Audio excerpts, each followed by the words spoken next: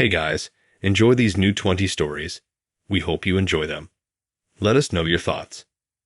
And as always, most of you listening aren't subscribed, so please smash that subscribe button and hit that like button too. It's free and does so much for us.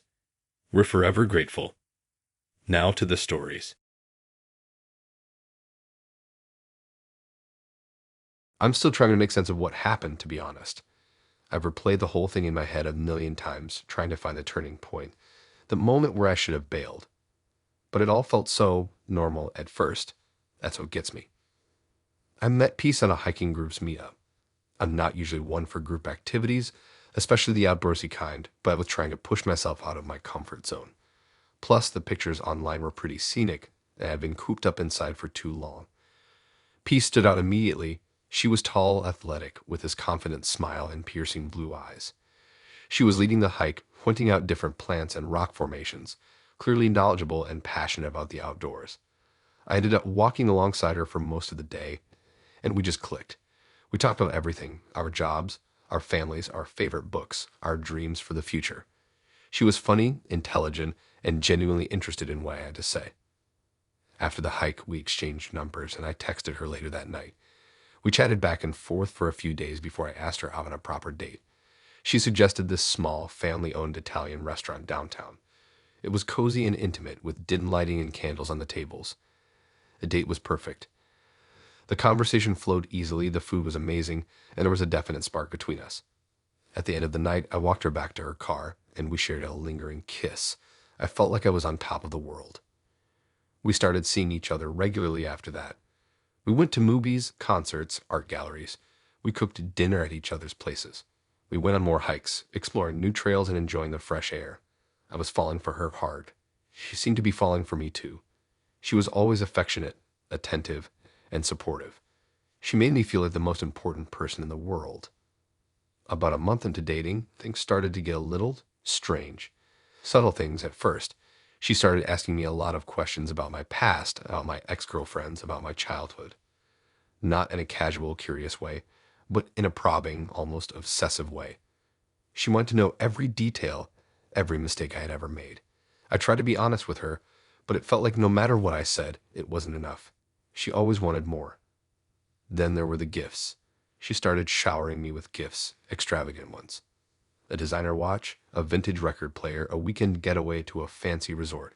I was grateful, of course, but it felt excessive. Like she was trying to buy my affection or something. I told her she didn't have to do that I appreciated her just being herself, but she brushed it off. She said she just wanted to show me how much she cared. The real turning point in the moment I should have run was when she started talking about us as if we were already married. She mentioned things like when we buy our house, or when we have kids. It was way too soon for that kind of talk, and it made me incredibly uncomfortable. I tried to gently steer the conversation in a different direction, but she always found a way to bring it back. She was building this fantasy of our future together, and I wasn't sure I wanted to be a part of it. I decided I needed to talk to her, to tell her that things were moving too fast, that I needed some space. But before I could, she invited me to her family's cabin for the weekend. She said it would be a chance for me to meet her parents and siblings, to really become a part of her life. I hesitated, but I didn't want to hurt her feelings. Plus, I figured it would be a good opportunity to address the issues I'd been having. The cabin was in the middle of nowhere, deep in the woods. There was no cell service, no Wi-Fi, no way to contact the outside world. It was beautiful and secluded, but also a little unsettling. Peace's family was interesting. Her parents were overly friendly, almost too eager to please. Her siblings were quiet and withdrawn, barely making eye contact with me. The whole atmosphere felt strange and forced.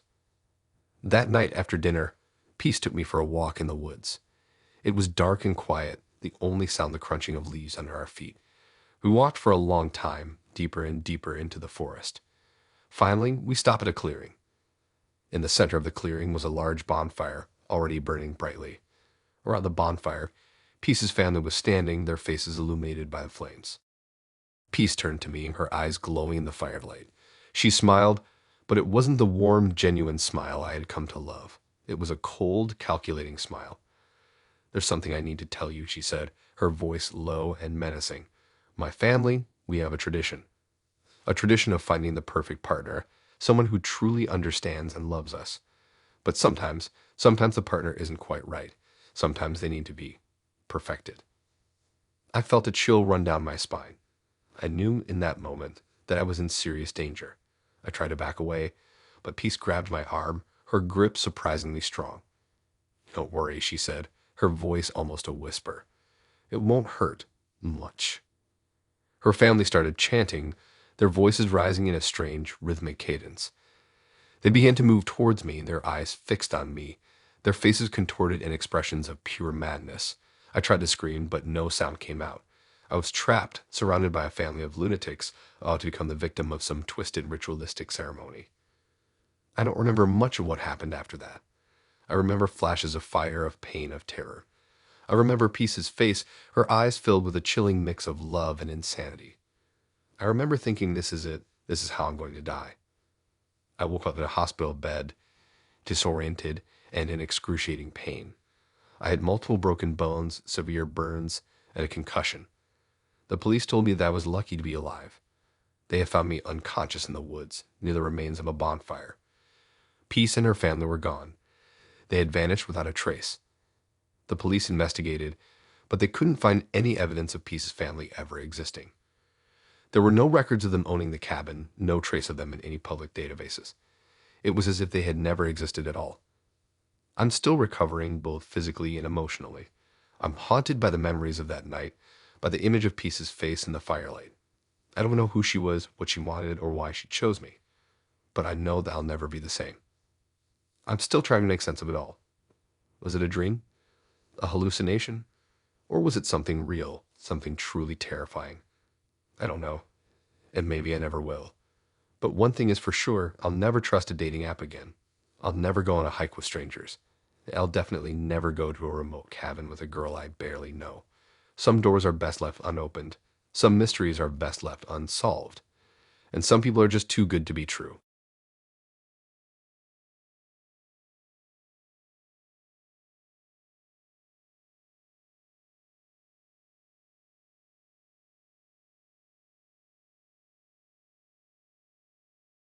Still get chills thinking about my worst dating experience. It wasn't violent or overtly threatening, but it was deeply unsettling. A slow burn of dread that still lingers in my memory. I met Zion on a hiking group's Facebook page. He was enthusiastic, knowledgeable about local trails, and seemed genuinely interested in connecting with people who shared his passion for the outdoors. His profile pictures were all scenic landscapes, and silhouetted against mountains or forests. Intrigued, I joined a hike he was leading. He was a little awkward in person, a bit too intense in his gaze, but I chalked it up to nerves. He was tall, lanky, with piercing blue eyes that didn't quite meet yours when he spoke. He knew his stuff about the trail, though, and the hike was beautiful. We talked about everything from our favorite authors to our travel aspirations. He was surprisingly well-read and seemed genuinely curious about my thoughts and opinions. By the end of the hike, I found myself strangely drawn to him, despite the undercurrent of unease I couldn't quite shake. He asked me out for coffee a few days later. I hesitated but agreed, telling myself I was being overly cautious. Coffee was public, safe. What could go wrong? The coffee date was strange. He spent a lot of time talking about nature, but not in a casual, appreciative way. He talked about it as if it were a sentient being, a powerful, unforgiving force. He kept repeating phrases like nature knows best and civilization is a disease. It was a bit much, but I tried to be open-minded. He was clearly passionate, if a little eccentric. Then he started asking about my dreams, not the aspirational kind, but actual dreams I had when I was asleep. He wanted to know every detail, every symbol, every emotion I experienced. It felt invasive, but I told myself he was just trying to get to know me on a deeper level. I shared a few innocuous dreams, leaving out the more personal or disturbing ones. He listened intently, nodding slowly, his eyes fixed on mine. After the date, he walked me to my car. As I was about to get in, he grabbed my hand, his grip surprisingly strong. He looked at me with those intense blue eyes and said, "Nature speaks to us through dreams. Pay attention, you're being warned." I brushed it off, telling myself he was just being dramatic, but his words stuck with me. That night, I had a particularly vivid and unsettling dream. I was lost in a dense forest, surrounded by gnarled trees and whispering shadows. A figure was chasing me, just out of sight, its presence heavy and menacing. I woke up in a cold sweat, heart pounding, convinced that something was terribly wrong. The next day, Zion texted me, asking if I had any interesting dreams. I ignored the message, hoping he would get the hint. But he persisted, texting me every few hours, each message more insistent than the last. "Tell me what you dreamed," he wrote. "Nature is trying to guide you. Don't ignore the signs. I can help you understand." I blocked his number, but that didn't stop him. He started emailing me, sending me long, rambling messages filled with cryptic symbolism and bizarre interpretations of my supposed dreams. He seemed to know things he couldn't possibly know, details about my personal life and anxieties that I had never shared with him. It was as if he had somehow tapped into my subconscious. I changed my email address, but he found me again. He started showing up at my work, waiting for me outside the building. He never said anything threatening, just stood there, watching me with those unsettling blue eyes. I reported him to the police, but they said there was nothing they could do unless he made a direct threat. Desperate, I confided in a close friend. She suggested I look into Zion's background, see if I could find anything that might explain his behavior. I did some digging online and discovered a disturbing pattern. He had a history of contacting women through hiking groups, engaging in similar behavior, obsessive questioning about their dreams, cryptic warnings, and unwanted attention. Several women had filed restraining orders against him, but he always seemed to slip through the cracks, moving on to new victims. Armed with this information, I went back to the police. This time they took me seriously. They contacted the women who had filed restraining orders and built a case against him. Zion was eventually arrested and charged with harassment and stalking. The trial was a nightmare. Zion was convinced that he was doing me a favor, that he was helping me understand the messages of nature. He saw himself as a benevolent guide, not a stalker. He talked about dreams and symbols, about the impending doom of civilization, about how I was chosen to lead a new way. He was found guilty and sentenced to a psychiatric facility. I haven't seen him since, but I still think about him sometimes. I still wonder how he knew so much about my dreams, about my fears. I still feel that undercurrent of unease, the sense that I was somehow chosen and marked by his strange obsession. I stopped hiking alone. I stopped sharing personal information with strangers. I became more guarded, more cautious. The experience changed me, leaving me with a lingering sense of vulnerability. To this day, when I close my eyes at night, I sometimes see those gnarled trees and whispering shadows, and I wonder if Zion was right. If nature is trying to warn me about something, if I'm still being watched, that is why, to this day, I still get chills thinking about this experience.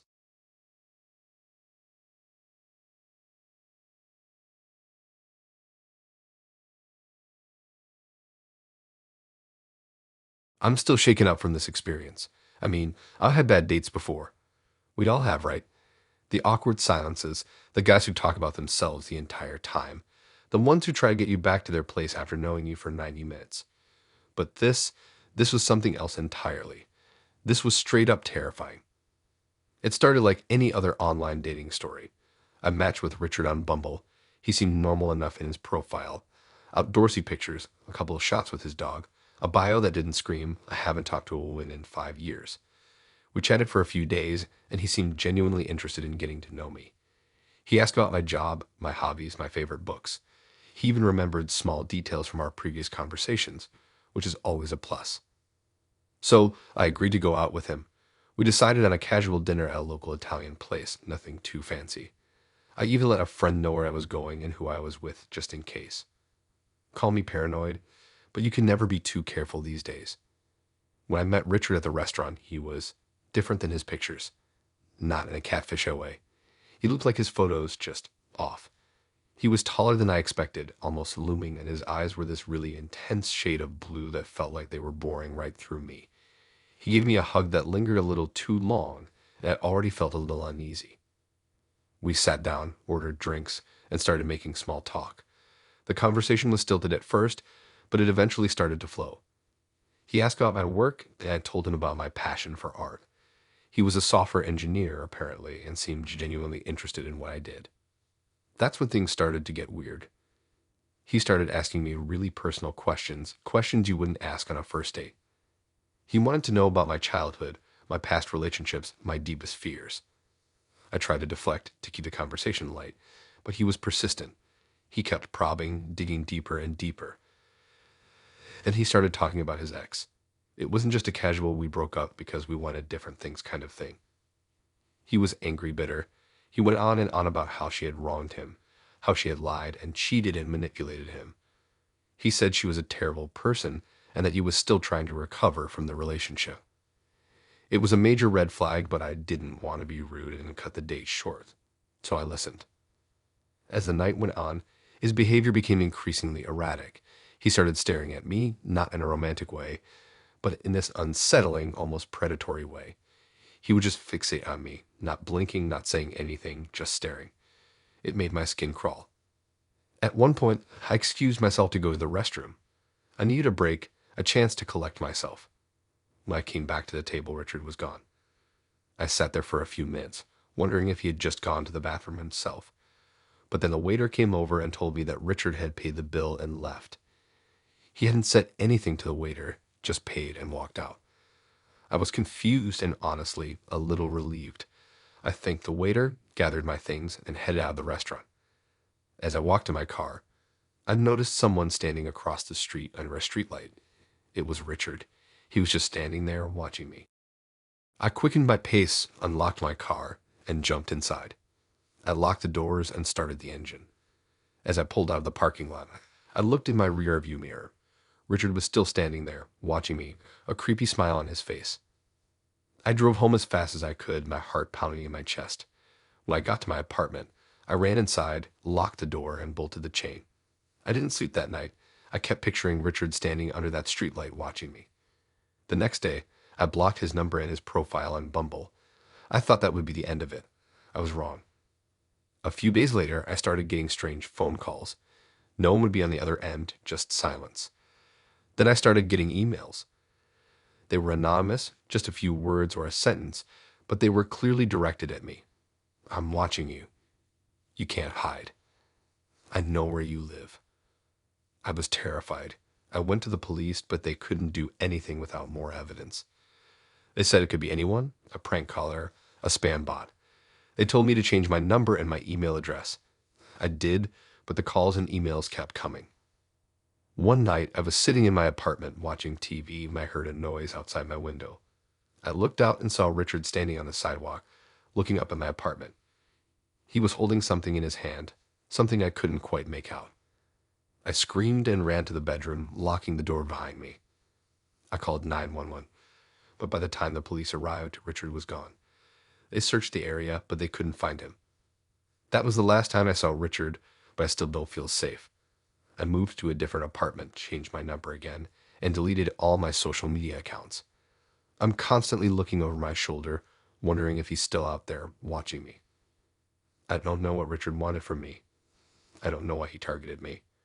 All I know is that he was a terrifying and unstable individual and lucky to be alive. I'll never go on another online date again.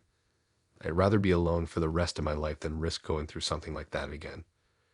This is a true horror, and I lived it. Now I have to live with it. I just hope he doesn't find me again.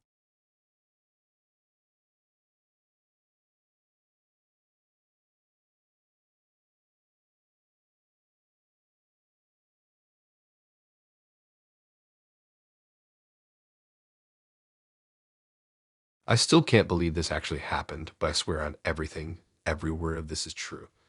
I'm not usually one for sharing personal stuff, especially not the messed up kind, but this needs to be out there. Maybe as a warning, maybe just to get it off my chest. I met Sarah online on Hinge. I think she was different.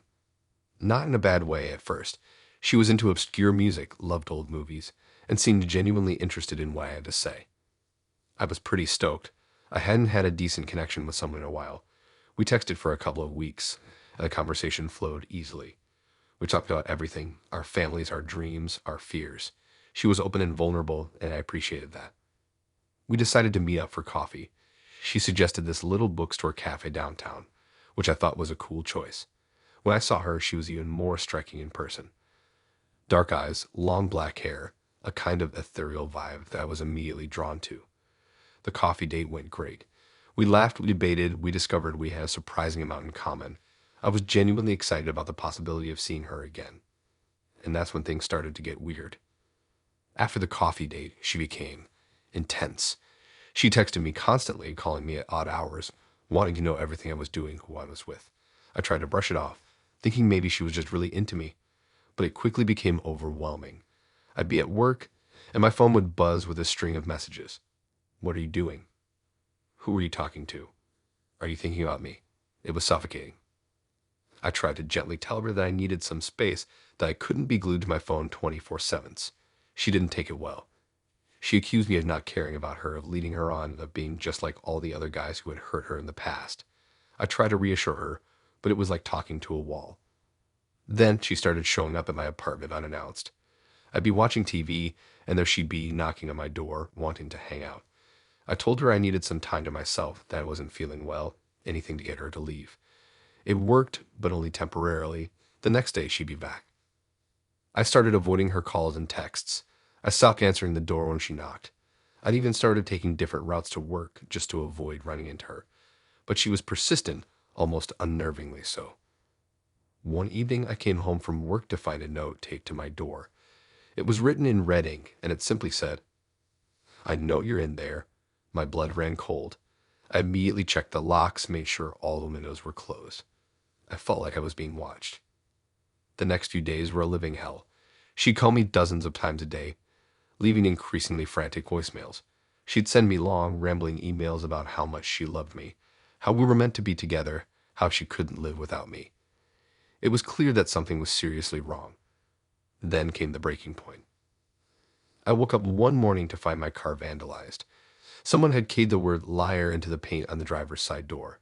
I knew it was her. I knew it in my gut. I called the police and filed a report, but without any proof, there wasn't much they could do. I was terrified. I started sleeping with a baseball bat next to my bed. I changed my phone number. I even considered moving. I felt like I was trapped in a horror movie. A week later, I got a package in the mail. It was a small, unmarked box. I hesitated to open it, but curiosity got the better of me. Inside, there was a single photograph. It was a picture of me sleeping in my bed. I nearly passed out. How did she get in my apartment? How did she take that picture? The thought of her being in my bedroom while I was sleeping, it made my skin crawl. I immediately called the police again, this time showing them the photograph. They took it seriously this time, launching a full-scale investigation. They staked out my apartment, hoping to catch her in the act. And a few nights later, they did. I got a call from the police in the middle of the night. They had apprehended Sarah outside my apartment building. She had been carrying a knife and a set of lockpicks. She confessed to vandalizing my car and sending the package. She admitted to stalking me for weeks. It turned out she had a history of mental illness and had been diagnosed with borderline personality disorder. She had a pattern of becoming obsessively attached to men she dated, and when they tried to break things off, she would become vengeful and erratic.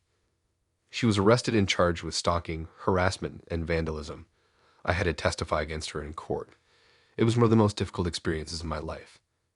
She was eventually found guilty and sentenced to a psychiatric facility. I don't know if she's still there or if she's been released. I try not to think about it. I moved to a different city, changed my name, and tried to start over. It's been a few years since then, and I'm still dealing with the emotional scars. I'm hesitant to date anyone new, afraid of history repeating itself. I still can't believe this actually happened. It's a reminder that sometimes the people you meet online aren't who they seem to be, and that sometimes the most terrifying monsters are the ones who look just like us. I now have a dog to keep me company. I have cameras surrounding my house. I carry a personal alarm with me at all times. Some people may think that I am paranoid, but if it means me feeling safe, then so be it. I don't think I could handle something like that again.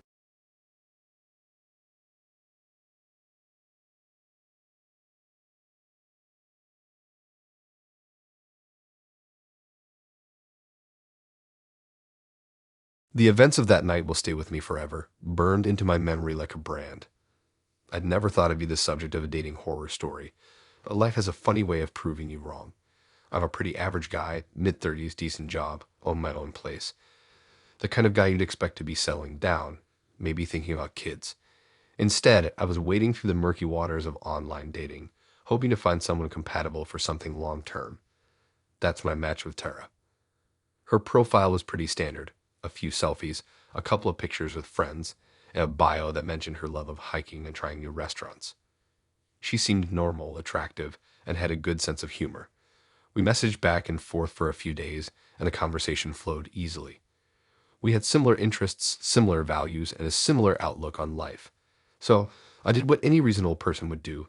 I asked her out. We agreed to meet at a trendy bar downtown on a Friday night. I arrived a few minutes early and snagged a table near the back. When Tara walked in, I was immediately struck by how much prettier she was in person. She had this infectious energy and a smile that could light up a room. The first hour of the date was perfect. We talked about everything and nothing, laughed at each other's jokes, and just generally enjoyed each other's company. I was starting to think that maybe, just maybe, I'd finally found someone special. Then things took a turn. It started subtly. Tara's eyes seemed to lose their focus, like she was staring through me instead of at me. Her speech became slightly slurred, and her movements grew jerky. I initially chalked it up to nerves or maybe a little too much to drink, but it quickly became clear that something else was going on. She started asking me strange questions, things that didn't make any sense in the context of our conversation. "Do you believe in the old gods?" she asked, her voice a low, raspy whisper. I laughed nervously and said something about being more of a science guy, but she didn't seem to hear me.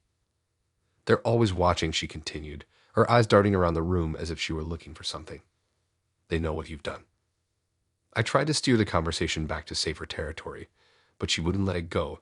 She kept talking about them, these mysterious figures who were always watching and judging. Her behavior was becoming increasingly erratic, and I was starting to feel seriously uncomfortable. Then she reached across the table and grabbed my hand. Her grip was surprisingly strong, and her nails dug into my skin. "You have to help me," she said, her voice barely above a whisper. "They're coming for me." I tried to pull my hand away, but she wouldn't let go. Her eyes were wide with terror, and her body was trembling. I was starting to panic. I didn't know what's happening to her, but I knew I needed to get out of there. "Tara, I think we should go," I said, trying to keep my voice calm. "Are you okay?" She didn't answer. Instead, she stood up abruptly, pulling me with her. "We have to leave now," she said, her voice urgent. "They're here." I looked around the bar, but everyone seemed oblivious to what was happening. I tried to reason with her, to convince her to sit back down, but she was beyond reason. She dragged me out of the bar and into the street. "Where are we going?" I asked, my voice trembling. "To the crossroads," she said, her eyes fixed on something in the distance. "We have to appease them." The crossroads? Appease who? I had no idea what she was talking about. I knew I needed to get away from her. I tried to break free from her grip, but she was too strong. She kept pulling me down the street, her pace quickening with each step. We walked for what felt like hours, deeper and deeper into the less savory parts of the city. The streets became darker and emptier, and the air grew heavy with a sense of dread. I was starting to feel like I was in a horror movie. Finally, we reached a deserted intersection on the outskirts of town. The streetlights flickered ominously, casting long, distorted shadows on the pavement. Tara stopped in the center of the intersection and turned to face me. "This is it," she said, her voice eerily calm. "We have to make an offering." "An offering? What kind of offering?" My mind was racing, trying to make sense of what was happening. Before I could say anything, Tara reached into her purse and pulled out a small silver knife. "What are you doing?"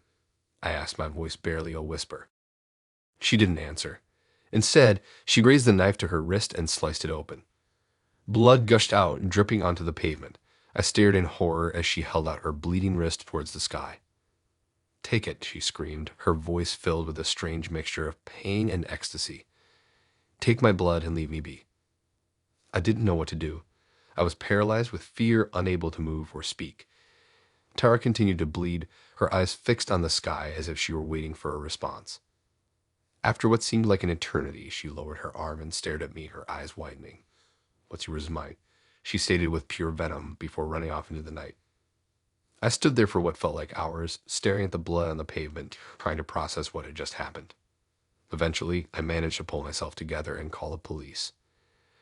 They arrived quickly and took me to the station for questioning. I told them everything that had happened, but they seemed skeptical. They said they'd look for Tara, but they didn't seem optimistic about finding her.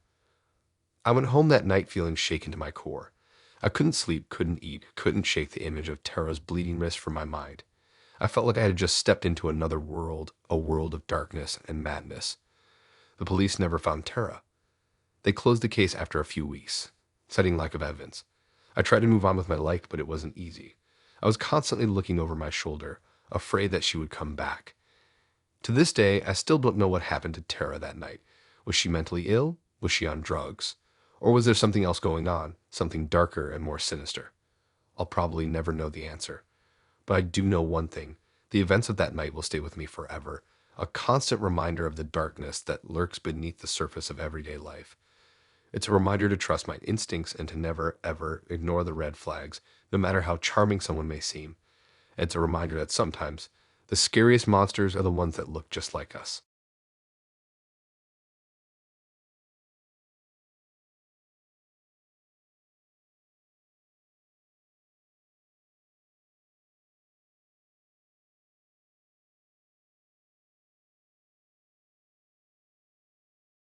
I keep replaying this nightmare in my head, trying to make sense of it, but it only gets stranger each time.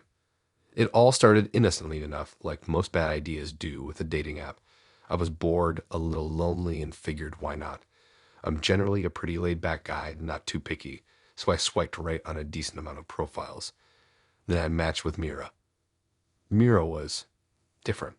Her profile wasn't full of the usual filtered selfies and cliche travel photos. It was a collection of close-up shots of nature, dew-covered spiderwebs, strangely shaped rocks, a single vibrant red mushroom growing out of a mossy log. Her bio was even weirder, looking for someone to explore the unseen with. I thought it was intriguing, maybe a little pretentious, but definitely intriguing. I messaged her something dumb like, "So, what kind of unseen are we talking about?" She responded almost immediately with a riddle about shadows and forgotten things. Honestly, I was kind of hooked.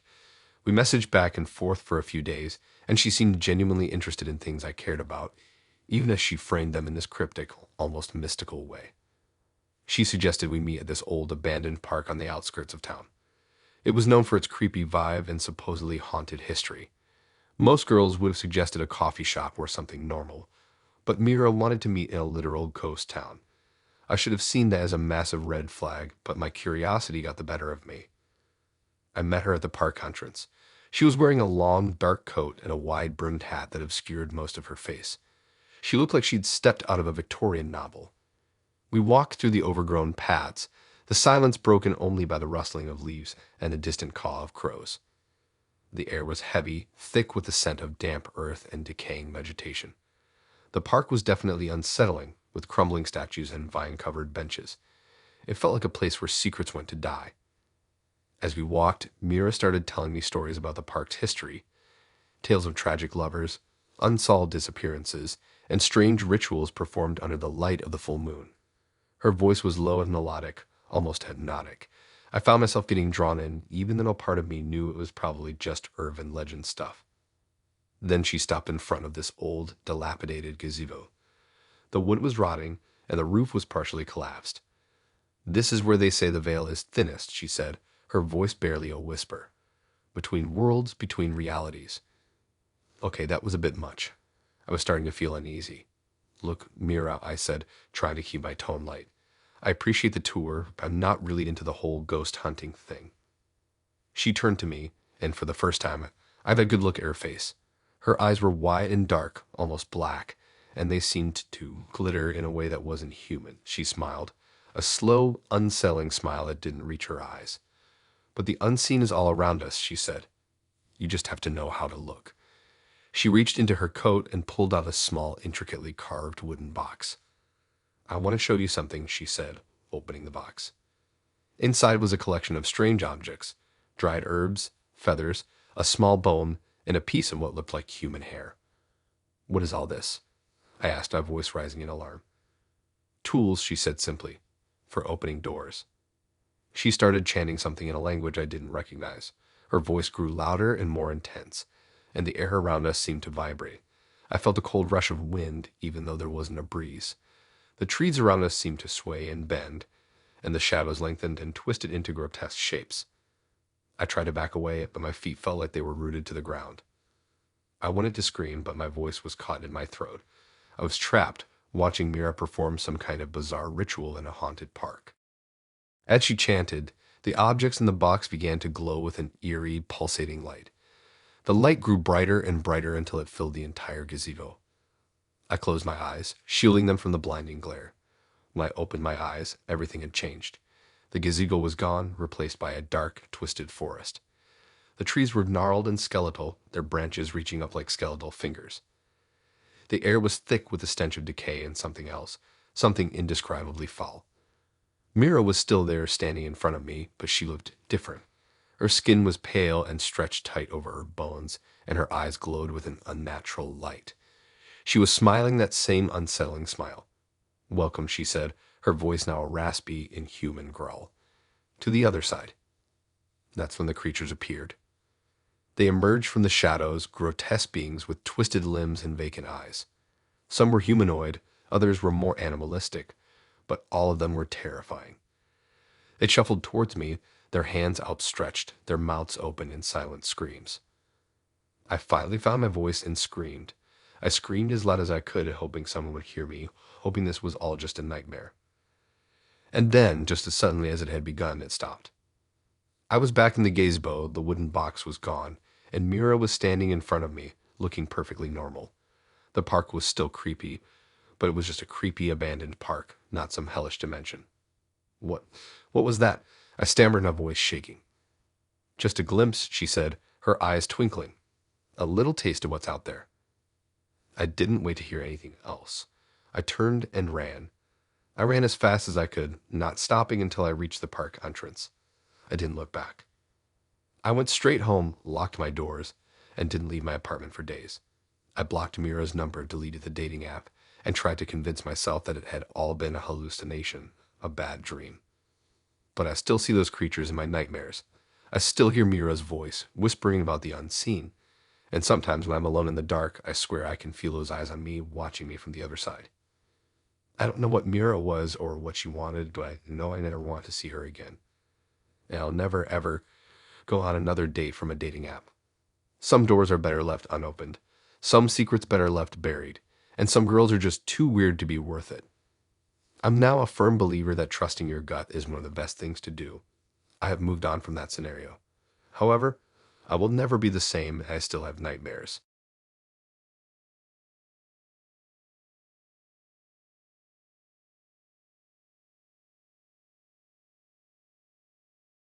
I'm sharing this as a cautionary tale, mostly because I still can't fully wrap my head around what happened.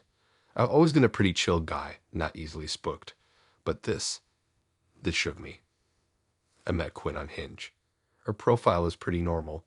A couple of pics with friends, one hiking, another at a concert. Her bio mentioned she loved old movies and hated small talk. Seemed like a good match for me, so I sent her a message. We started chatting, and things clicked pretty quickly. She was witty, intelligent, and had a dark sense of humor that lined up perfectly with mine. We talked about everything from our favorite directors to our most embarrassing childhood memories. After a week of texting, we decided to meet up for coffee. The coffee date went great. Quinn was even more attractive in person, and we spent hours talking, laughing, and generally enjoying each other's company. I walked her back to her place, a cute little apartment in a trendy part of town, and we shared a quick kiss goodnight. I felt like I'd hit the jackpot. We went out a few more times over the next couple of weeks. We saw a movie, went to a jazz club, and even took a day trip to a nearby hiking trail. Each date was better than the last, and I was starting to fall hard for Quinn. She was different from anyone I ever dated before, more mysterious, more intense, but also incredibly kind and genuine. But then things started to get weird. It started small. One night, after a particularly great date, I texted her to say goodnight, and she didn't respond. I didn't think much of it at first, figuring she was just tired and fell asleep. But the next day, she still hadn't replied. I sent her another text, asking if everything was okay, but still nothing. I started to get a little worried, but I told myself not to overreact. Maybe she was just busy, or maybe her phone was dead. But as the hours ticked by and I still hadn't heard from her, I couldn't shake the feeling that something was wrong. I decided to swing by her apartment and check on her. When I got there, the lights were off and the windows were closed. I knocked on the door, but no one answered. I knocked again, harder this time, but still nothing. I tried calling her, but her phone went straight to voicemail. I started to panic. I didn't know what to do. I considered calling the police, but I didn't want to seem like a crazy boyfriend.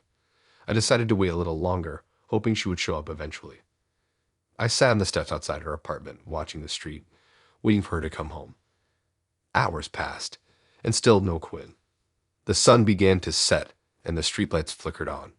I was starting to get seriously freaked out. I didn't know what to do, but I couldn't just sit there and do nothing. I decided to try the door handle, just in case she had left it unlocked. To my surprise, the door was unlocked. I hesitated for a moment, wondering if I should go inside. I knew it was wrong to enter someone's apartment without their permission, but I was so worried about Quinn that I didn't know what else to do. I took a deep breath and pushed the door open. The apartment was dark and silent. The air was heavy and still, and there was a strange, musty smell in the air. I flicked on the light switch, and the room was illuminated. What I saw next made my blood run cold. The apartment was a mess. Furniture was overturned, books were scattered on the floor, and there were strange symbols painted on the walls in what looked like blood. In the center of the room, there was a circle drawn on the floor, and inside the circle, there was a single black candle burning. I felt a surge of fear wash over me. I knew something was terribly wrong. I backed away slowly, my heart pounding in my chest, when I heard a noise coming from the bedroom. I froze, listening intently. The noise was a low, guttural chanting, and it was coming from inside Quinn's bedroom. I didn't know what to do. I wanted to run to get out of that apartment as fast as possible, but I couldn't leave without knowing what was happening to Quinn. I took another deep breath and slowly walked towards the bedroom door. I reached out and gently pushed the door open. The sight that greeted me on the other side will forever be etched in my memory. Quinn was standing in the center of the room wearing a long black robe. Her eyes were closed, and her head was tilted back. She was chanting in a language I didn't understand, her voice low and raspy. Around her, there were several other people, also wearing black robes. They were all chanting along with her, their voices blending together to create a horrifying cacophony of sound. In the center of the circle, there was a small altar, and on the altar there was a human heart. I realized with a sickening certainty that I had stumbled upon some kind of ritual, a dark and twisted ceremony that I was never meant to see. I wanted to scream, but I couldn't make a sound. I was frozen in place, paralyzed with fear. Suddenly, Quinn opened her eyes. Her gaze locked onto mine, and a chilling smile spread across her face. "You shouldn't be here," she said, her voice cold and devoid of emotion. The other people in the room stopped chanting and turned to face me. Their eyes were black and empty, and their faces were twisted into grotesque smiles. They started moving towards me, their hands outstretched, their fingers like claws. I finally found my voice and screamed. I turned and ran, bolting out of the apartment and into the street. I didn't stop running until I reached my car. I jumped inside, started the engine, and sped away as fast as I could. I drove straight to the police station and told them everything that had happened. They were skeptical at first, but when they saw the state I was in, they decided to investigate. They went to Quinn's apartment, but when they got there, it was empty.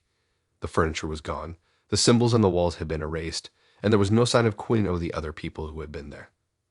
The police searched for Quinn for weeks, but they never found her.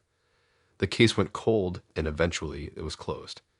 I tried to move on with my life, but I couldn't shake the feeling that I was being watched.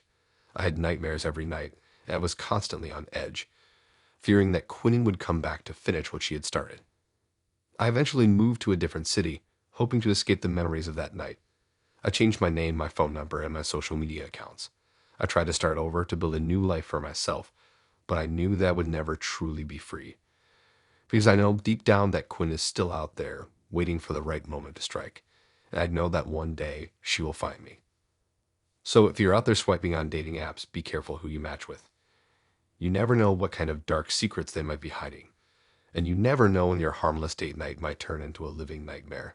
Trust your gut, because some things are too strange and twisted to ignore.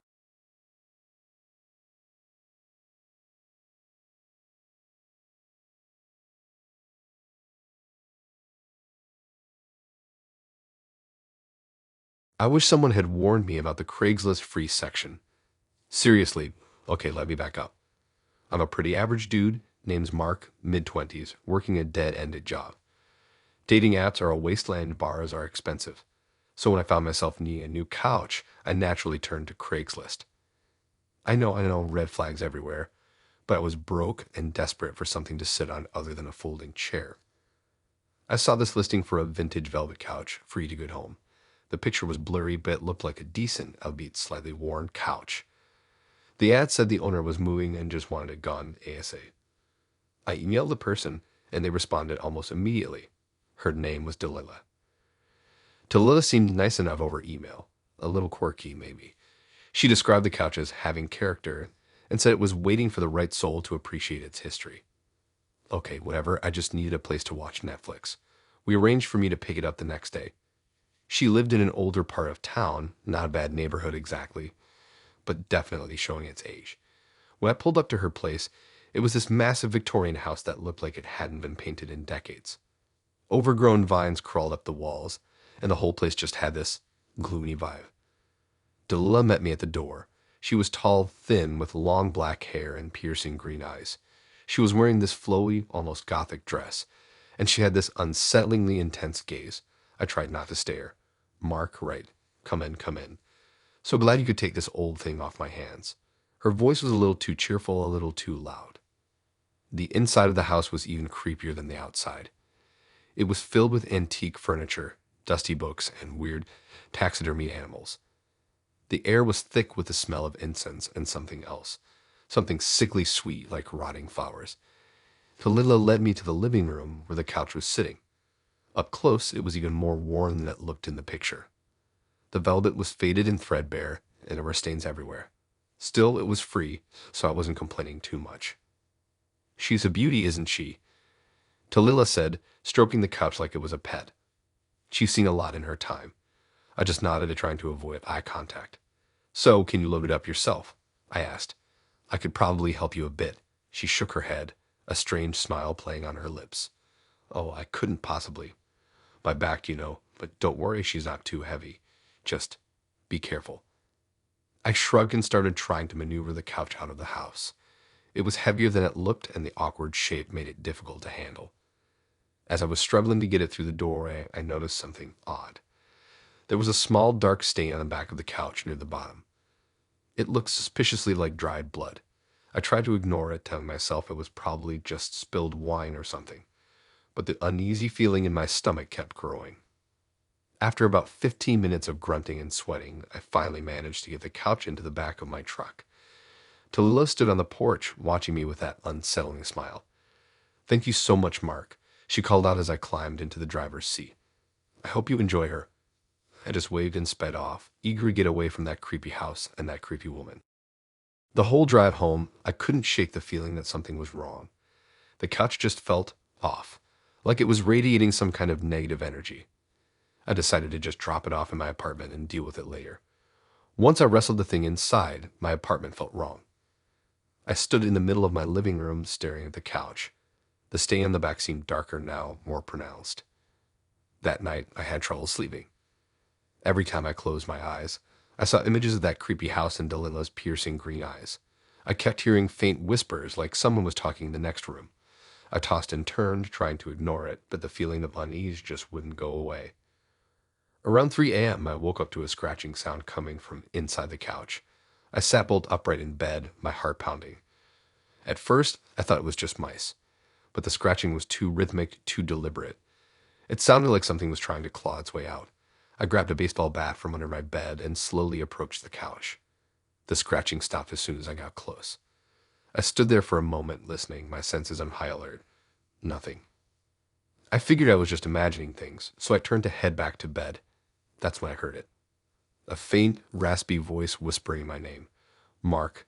The voice seemed to be coming from inside the couch. I froze, my blood running cold. There's no way. This can't be happening.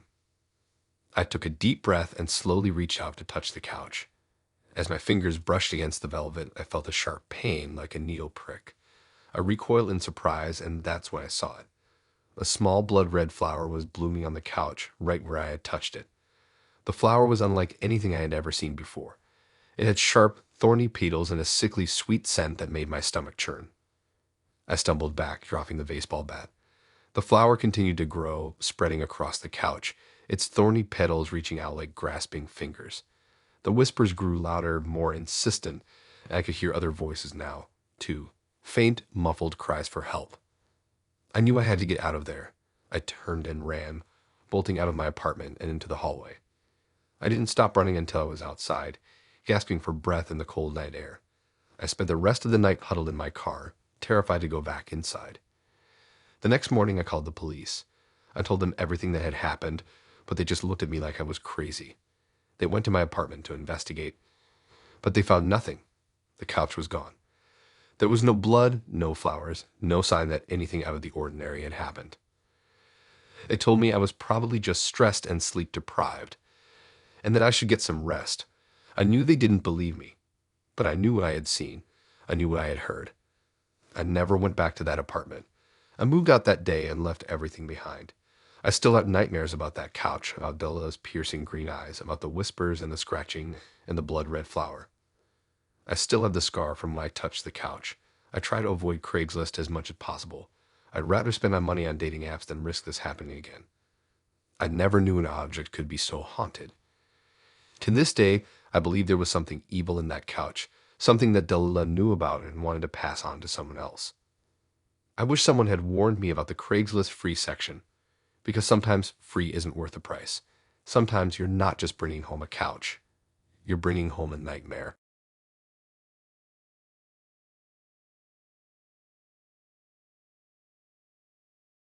My heart still races when I remember the summer I decided to give dating apps another shot.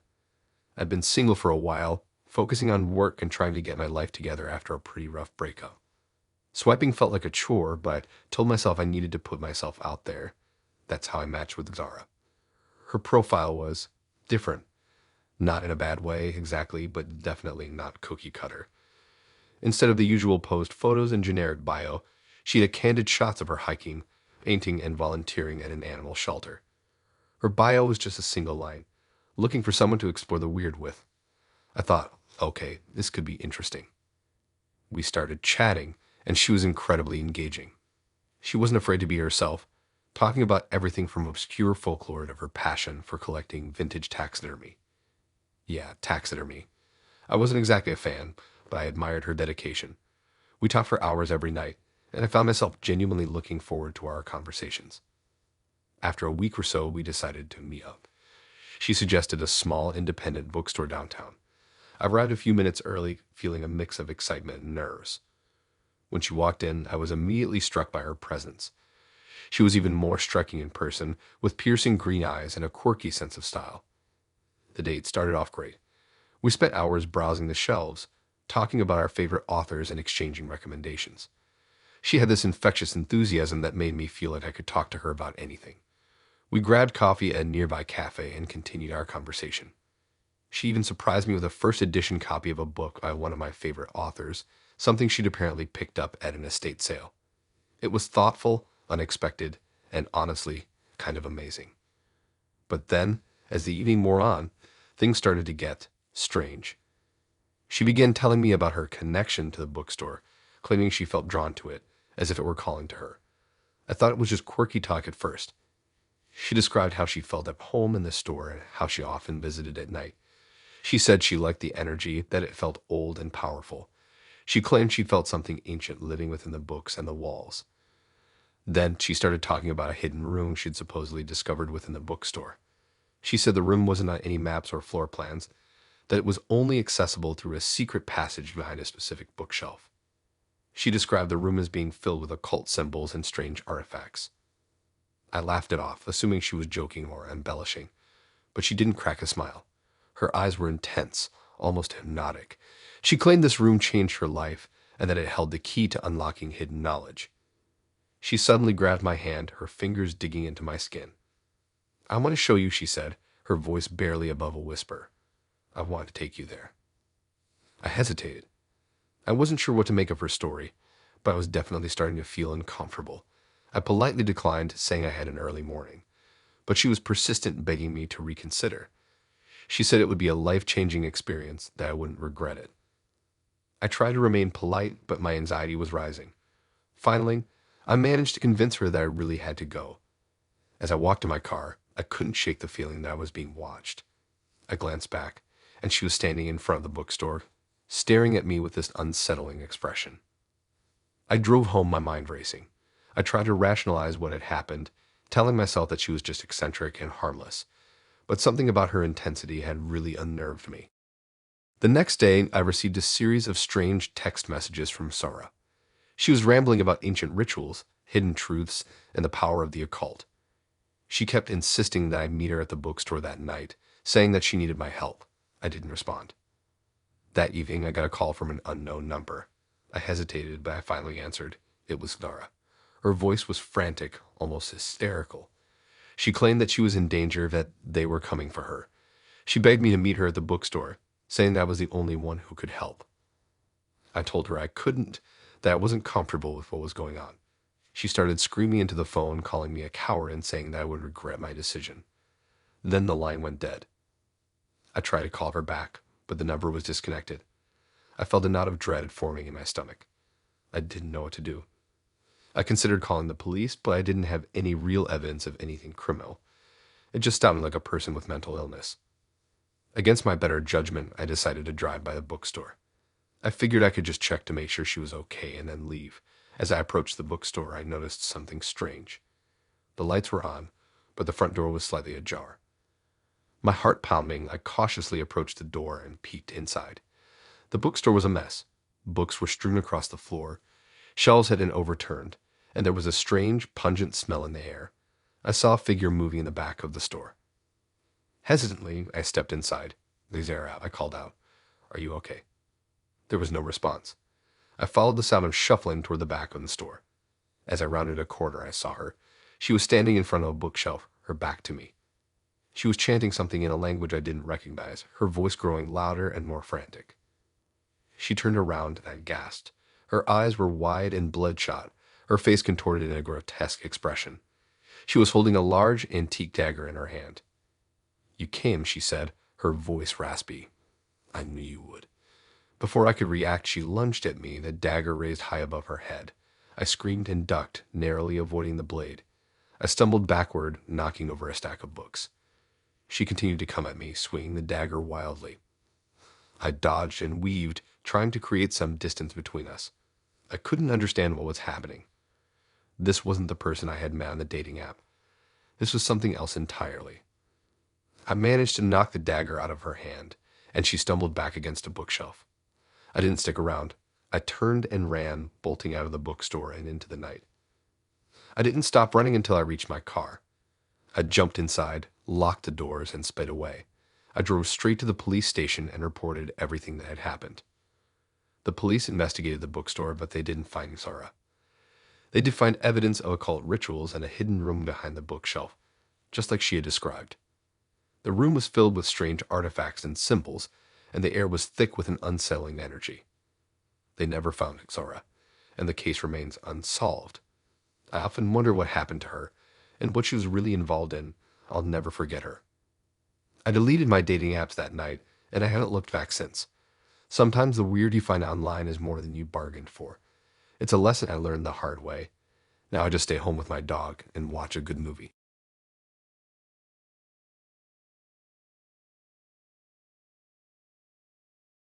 What I'm about to tell you is completely true, and honestly, I still get the creeps thinking about it. I've always been a bit of a skeptic when it comes to the paranormal. I needed to see it to believe it. I'd heard all the dating horror stories. The catfish, the crazies, the people who showed up looking nothing like their pictures. But I never thought I'd stumble into something that made me question reality. I had been single for a while, focusing on my career, and finally decided to dip my toes back into the dating pool. I'm not a huge fan of dating apps, but a friend convinced me to try one of the more serious ones, the kind where people are actually looking for relationships. After a few weeks of swiping, I matched with Penelope. Penelope was striking. Her profile pictures were all professionally done. She was a photographer, apparently. She had this intense gaze, dark eyes that seemed to see right through you. She was beautiful, no doubt, but there was something a little unnerving about her. Maybe it was just the professional photos, but she looked almost too perfect. We started chatting, and I was immediately drawn in. She was intelligent, witty, and had a dark sense of humor that matched mine. We talked for hours about everything. Our dreams, our fears, our favorite movies. She was surprisingly open, sharing details about her life and her past. I felt like I was actually connecting with someone, which was a rare thing for me. After a week of nonstop texting, we decided to meet up for a date. She suggested a small out-of-the-way cafe that I'd never heard of. It was a bit of a drive, but I figured, what the hell. I was excited to finally meet her in person. The cafe was even stranger than I expected. It was tucked away on a side street, the building looking old and a little rundown. The windows were dark, and the only light came from a flickering neon sign above the door. Inside, the atmosphere was even weirder. It was dimly lit with mismatched furniture and strange artwork on the walls.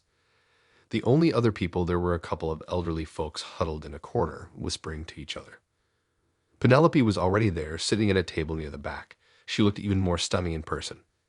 She was wearing a long black dress and a silver necklace with a strange, unfamiliar symbol. She smiled when she saw me, and I instantly felt a little more at ease. The first part of the date was great. We talked, laughed, and I felt like the connection was even stronger in person. She had this mesmerizing way of looking at me when I spoke, like she was hanging on every word. But then things started to get weird. She started asking me personal questions, probing into my past, my relationships, my deepest insecurities. It wasn't just friendly curiosity. It felt like she was trying to dig something out of me. I started to feel uncomfortable, like I was being interrogated. Then she started talking about things that didn't make sense. She spoke about past lives, about spirits, about the power of the universe. She claimed she could see things that others couldn't, that she was connected to something beyond our understanding. I chalked it up to her being a little eccentric, but her intensity was starting to freak me out. The strangest thing happened when I went to the bathroom. As I was washing my hands, I noticed a reflection in the mirror. Not my own, but Penelope's. She was standing behind me, but when I turned around, she wasn't there. I was alone in the bathroom. I stared into the mirror, trying to make sense of what I'd just seen, but there was nothing there. Just my own confused reflection. I went back to the table, trying to play it cool, but I was shaken. I told myself I was just imagining things, that I was tired, that the dim lighting was playing tricks on my eyes. But the feeling of unease wouldn't go away. As we were finishing our coffee, Penelope reached across the table and took my hand. Her touch was cold, almost clammy. She looked into my eyes and said, "I know what you're hiding." I froze. I wasn't hiding anything, at least not that I was aware of. "What are you talking about?" I asked, trying to keep my voice steady. She smiled, a slow, sinister smile that sent shivers down my spine. "Everyone has secrets," she said, "but yours are darker than most." I stood up abruptly, knocking over my chair. "I think I should go," I said, my voice trembling. She didn't try to stop me. She just sat there, watching me with those intense, dark eyes. As I walked out of the cafe, I felt like she was staring into my soul. I drove home in a daze, trying to process what had just happened. I couldn't shake the feeling that I just narrowly escaped something terrible. I blocked Penelope's number and deleted her from my social media. I tried to forget about the whole thing, to write it off as a bad date with a weird girl. But then the dreams started. Every night, I dreamed about Penelope. She was always in the same cafe, sitting at the same table, staring at me with those piercing eyes. In the dreams, she would tell me things, terrible things about myself, about my past, about my future. She knew things she couldn't possibly know. The dreams were so vivid, so real, that I started to question my own sanity. Was I losing my mind? Was Penelope some kind of psychic, able to tap into my subconscious? I had no idea, but I knew I had to do something. I decided to do some research on Penelope. I searched her name online, but nothing came up. No social media profiles, no photography website, no trace of her existence. It was like she didn't exist. That's when I started to get really freaked out. How could someone be so beautiful, so intelligent, so present, and yet leave no digital footprint? It didn't make sense. I decided to go back to the cafe to see if I could find any information about Penelope. But when I drove to the location, the cafe was gone. There was nothing there but an empty lot, overgrown with weeds. It was like the cafe had never existed. I stood there staring at the empty lot, feeling the cold dread wash over me. That's when I knew that Penelope wasn't just a weird girl I met on a dating app. She was something else, something other. I still don't know what Penelope was or what she wanted from me. All I know is that she's out there somewhere, and that she knows things about me that I don't even know myself. And that's the scariest part of all. I haven't dated since. I don't think I ever will again. The thought of opening myself up to that kind of vulnerability, of letting someone that close to me, terrifies me. I'm content to be alone, to live a quiet life away from the dating world and the things that lurk within it. Because sometimes the monsters aren't under your bed. They're on your dating app waiting to match with you. And that's a horror story I never want to experience again.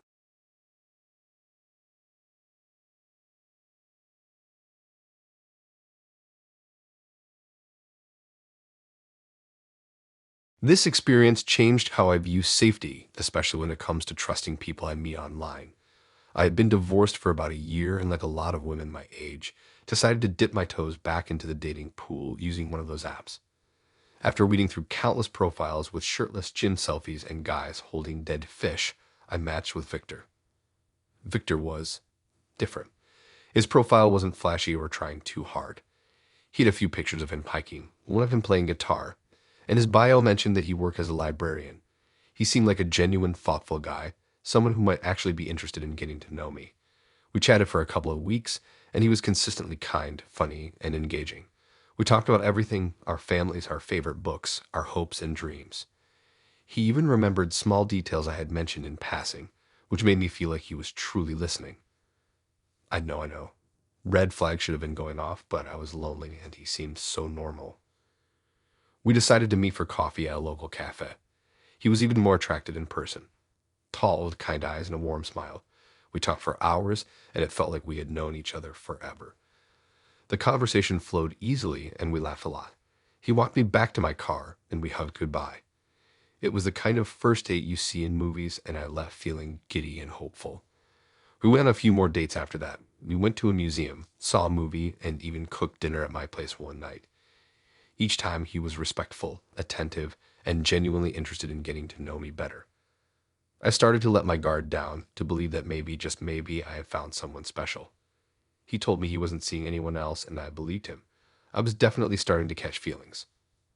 Then came the weekend getaway. Victor suggested we take a weekend trip to a cabin in the mountains. He said he knew a secluded spot with beautiful views and hiking trails. I was hesitant at first. It felt like a big step, especially considering how recently I had started dating again. But he was so persuasive, and I was so smitten that I eventually agreed. I packed my bag, excited for a romantic weekend away from the city. He picked me up early Saturday morning, and we drove for a couple of hours into the mountains. The scenery was breathtaking, but as we got further and further into the woods, I started to feel a little uneasy.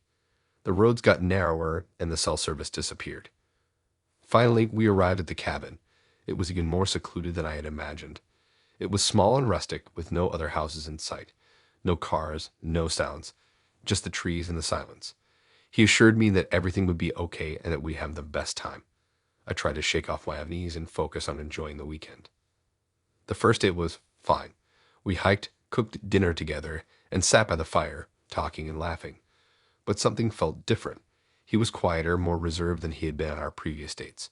He kept staring at me, and it made me uncomfortable. That night, things took a turn.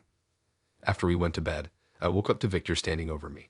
The room was dark, lit only by the moonlight streaming through the window. He was just staring at me. He didn't say anything, didn't move. I asked him what he was doing, but he didn't answer. His eyes were blank. I sat up in bed, my heart pounding in my chest. "Victor, what's wrong?" I asked, my voice trembling. He still didn't respond. He just kept staring at me, his eyes wide and unblinking. I reached for my phone, but he grabbed my wrist, his grip surprisingly strong. "Don't," he said, his voice low and gravelly. "Don't try to call anyone." I tried to pull away, but he held on tight. I was terrified. I had never seen this side of him before.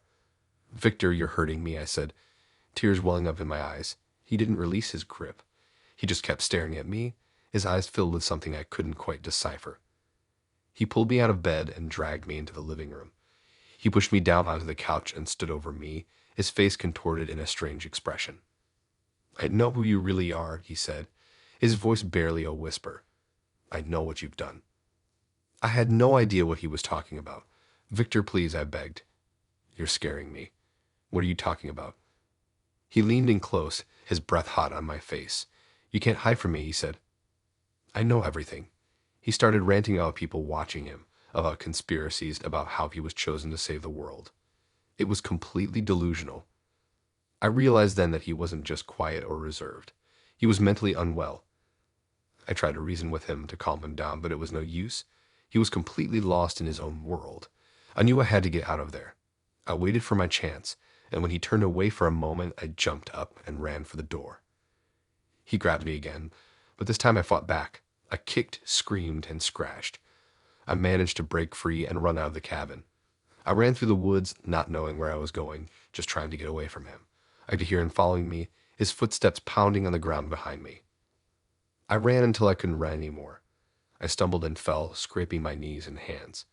I looked back and saw him standing there, his eyes wild and his face covered in sweat. He started walking towards me slowly and deliberately. I thought I was going to die. Then, out of nowhere, a truck pulled up. A couple of hikers saw us and stopped to help. Victor froze, startled by their presence. The hikers yelled at him to leave me alone, and he hesitated for a moment before turning and running back into the woods. The hikers helped me up and drove me to the nearest town. I went to the police, told them everything that had happened, and filed a restraining order against Victor. They searched the cabin, but he was gone. They never found him. I still don't know what triggered his episode or why he targeted me. Maybe it was just bad luck. Maybe I was too trusting. But I know they'll never be the same. I am much more cautious now, especially when it comes to meeting people online. I learned that you can never really know someone, no matter how well you think you do. And that sometimes, the people who seem the most normal are the ones you should be most afraid of. I don't think I can ever use dating apps again. The idea of a weekend getaway makes my stomach churn. I'm trying to move on, but the fear and the memory of Victor's eyes still haunt me. I just hope he doesn't find someone else to terrorize.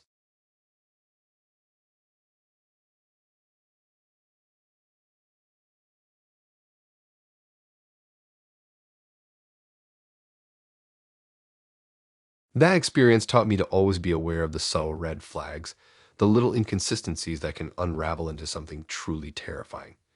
It started so innocently, a swipe right on Hinge, a shared love of obscure indie bands, the usual. His name was George, and he seemed normal. Maybe that was the problem. He was too normal. We met for coffee, and the conversation flowed easily. He was attentive, asked thoughtful questions, and actually listened to my answers. No bragging, no mansplaining, just genuine interest. I even remember thinking, okay, maybe this dating app thing isn't so bad after all. We made plans for a second date, a picnic in the park. Again, perfectly pleasant. He brought a blanket, sandwiches, even a small portable speaker for music. We talked for hours, laughing and sharing stories. By the end of the date, I was genuinely smitten. It wasn't until the third date that things started to feel off. We went to a concert and George got incredibly drunk. Like stumbling, slurring his words, completely out of it. I was annoyed, but I figured everyone has a bad night. I helped him get home, made sure he was safely in bed, and left.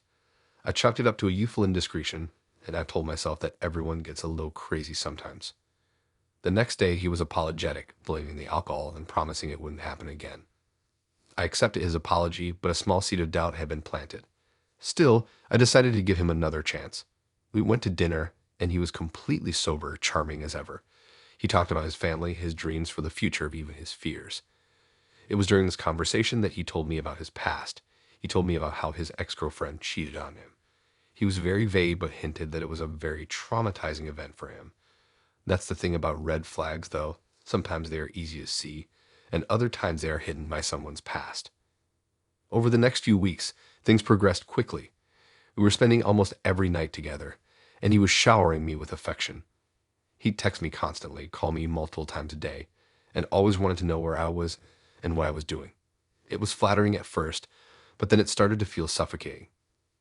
He'd also started making comments about my appearance. He'd compliment my clothes, but then subtly suggest I dress differently. He'd praise my intelligence, but then make dismissive remarks about my friends. It was like he was trying to mold me into his perfect image, someone who catered to his every whim. One night, I went out for drinks with some girlfriends. I had told George about it in advance, and he seemed fine with it. But when I got home, he was waiting for me outside my apartment. He reeked of alcohol and his eyes were bloodshot. He accused me of cheating on him, yelling and screaming in the middle of the street. I tried to calm him down, but he wouldn't listen. He kept ranting about how all women were liars and how I was just like his ex. I was terrified. I managed to get inside my apartment and lock the door, but he kept banging on it, demanding that I let him in. I called the police, and they eventually arrived and took him away. I spent the rest of the night shaking in my bed, wondering what I had gotten myself into. I filed a restraining order against him the next day, but that didn't stop him. He started calling me from burner phones, sending me anonymous emails, even leaving creepy gifts on my doorstep.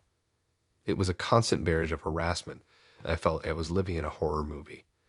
One evening, I came home from work to find my apartment door ajar. My heart leaped into my throat. I cautiously pushed the door open and stepped inside. The apartment was eerily silent.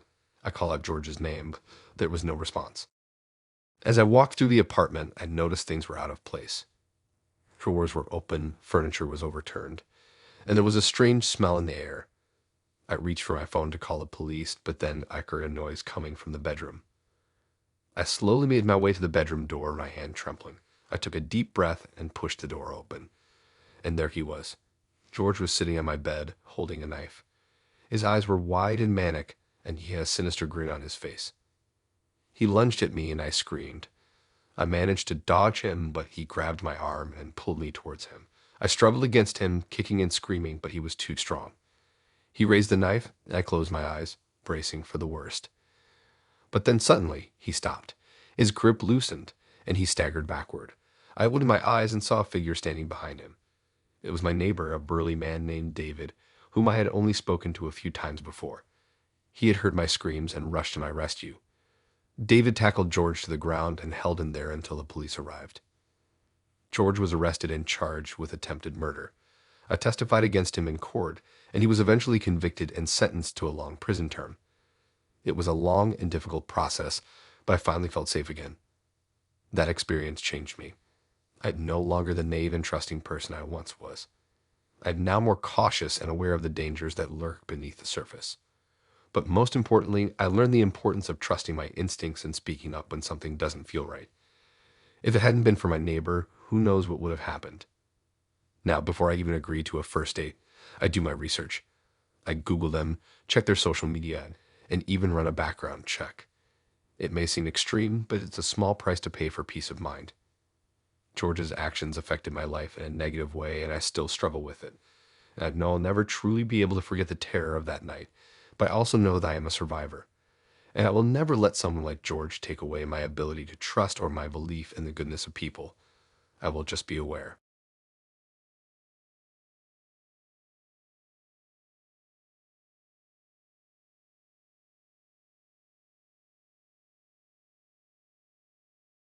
I still can't believe this actually happened.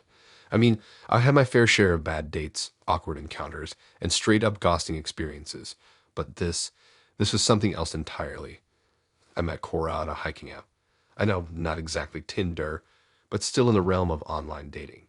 She seemed cool, loved the outdoors as much as I did, and her profile pics showed her smiling on various mountain trails. We chatted for a bit.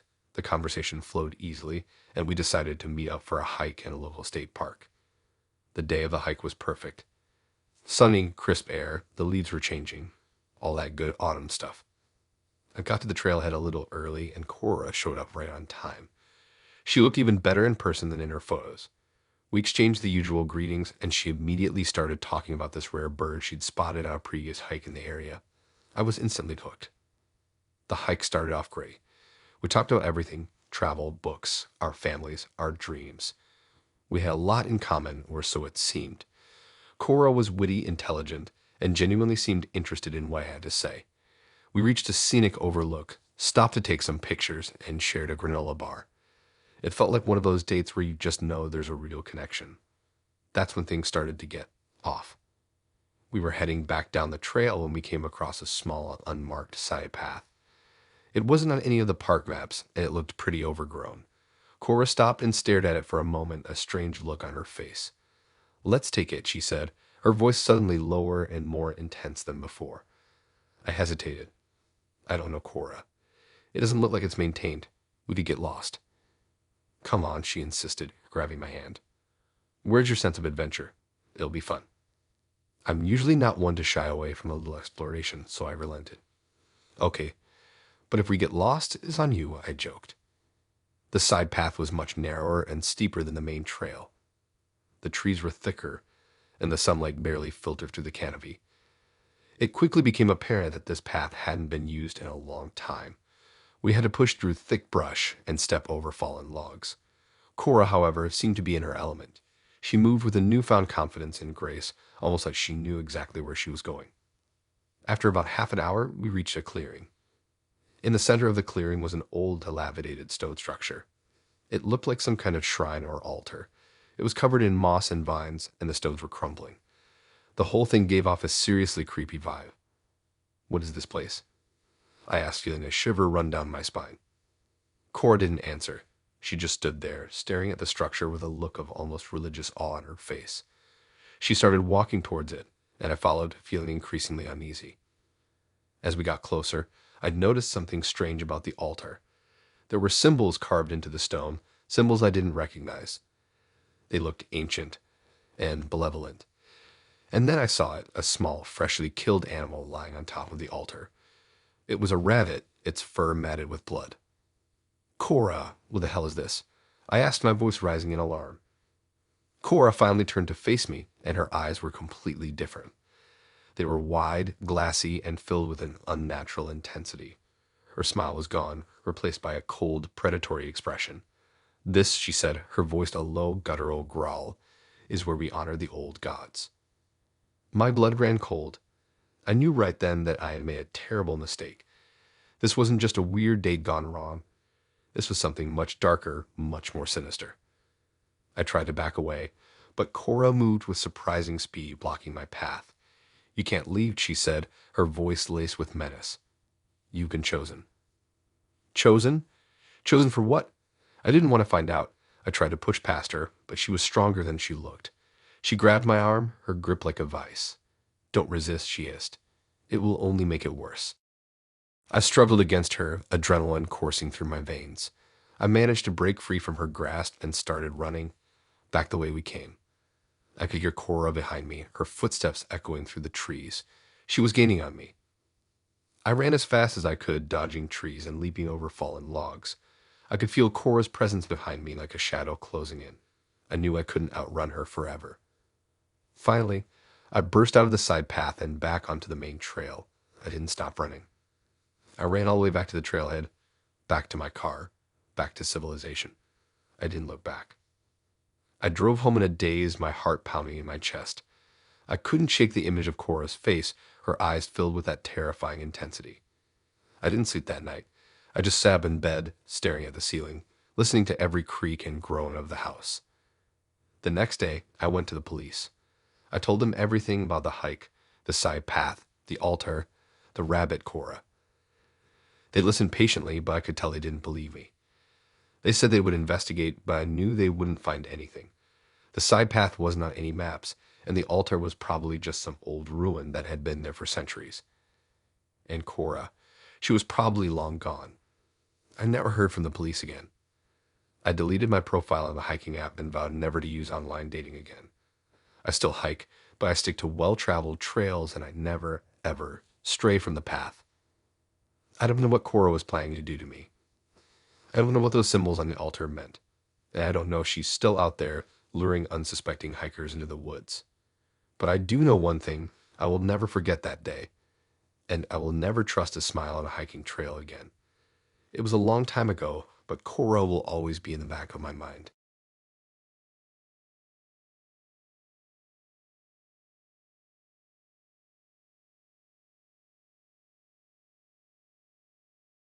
Looking back, I should have seen the warning signs.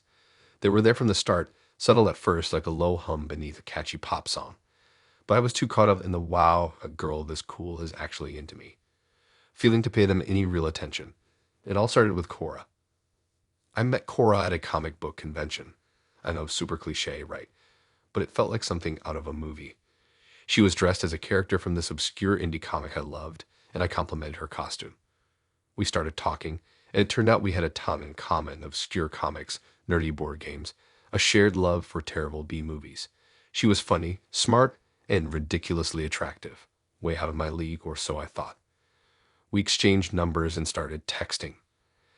The texts were constant. Good morning texts, random thoughts throughout the day, good night texts. It was flattering, sure, but it was also a bit intense. I chalked it up to her just being really into me.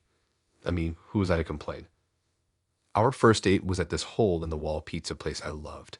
Again, it felt like something out of a movie. We talked for hours, laughing, sharing stories. She seemed genuinely interested in everything I had to say, Even my rambling explanations about obscure video game lore. At the end of the night, she kissed me. It was perfect. That's when things started to get weird. The next day, she started asking me questions about my schedule. Not just general, what are you up to today? Stuff, but detailed inquiries about where I was going, who I was meeting, and how long I'd be gone. Again, I tried to rationalize it. Maybe she was just trying to plan dates around my availability. Then came the social media stuff.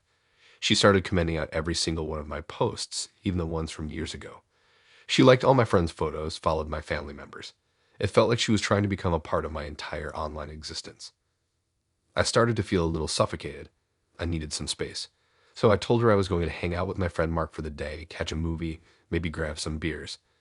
I purposely left out the specific movie and the time we were meeting, just to keep things a little vague. Big mistake. About halfway through the movie, my phone started buzzing nonstop. It was Cora.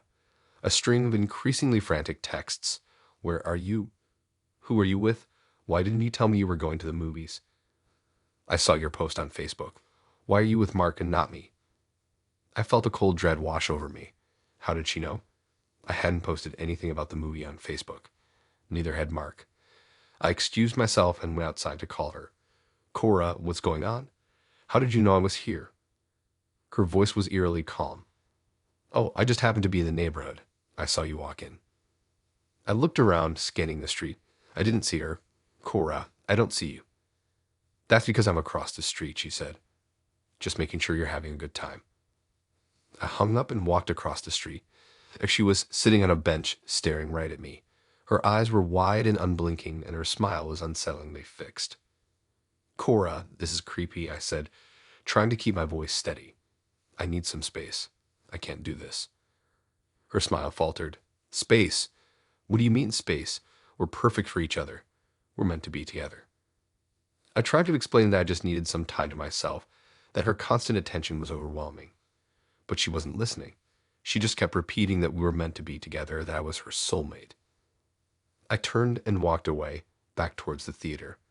I could feel her eyes on me, burning into my back. The next few weeks were a living hell. She started showing up everywhere I went.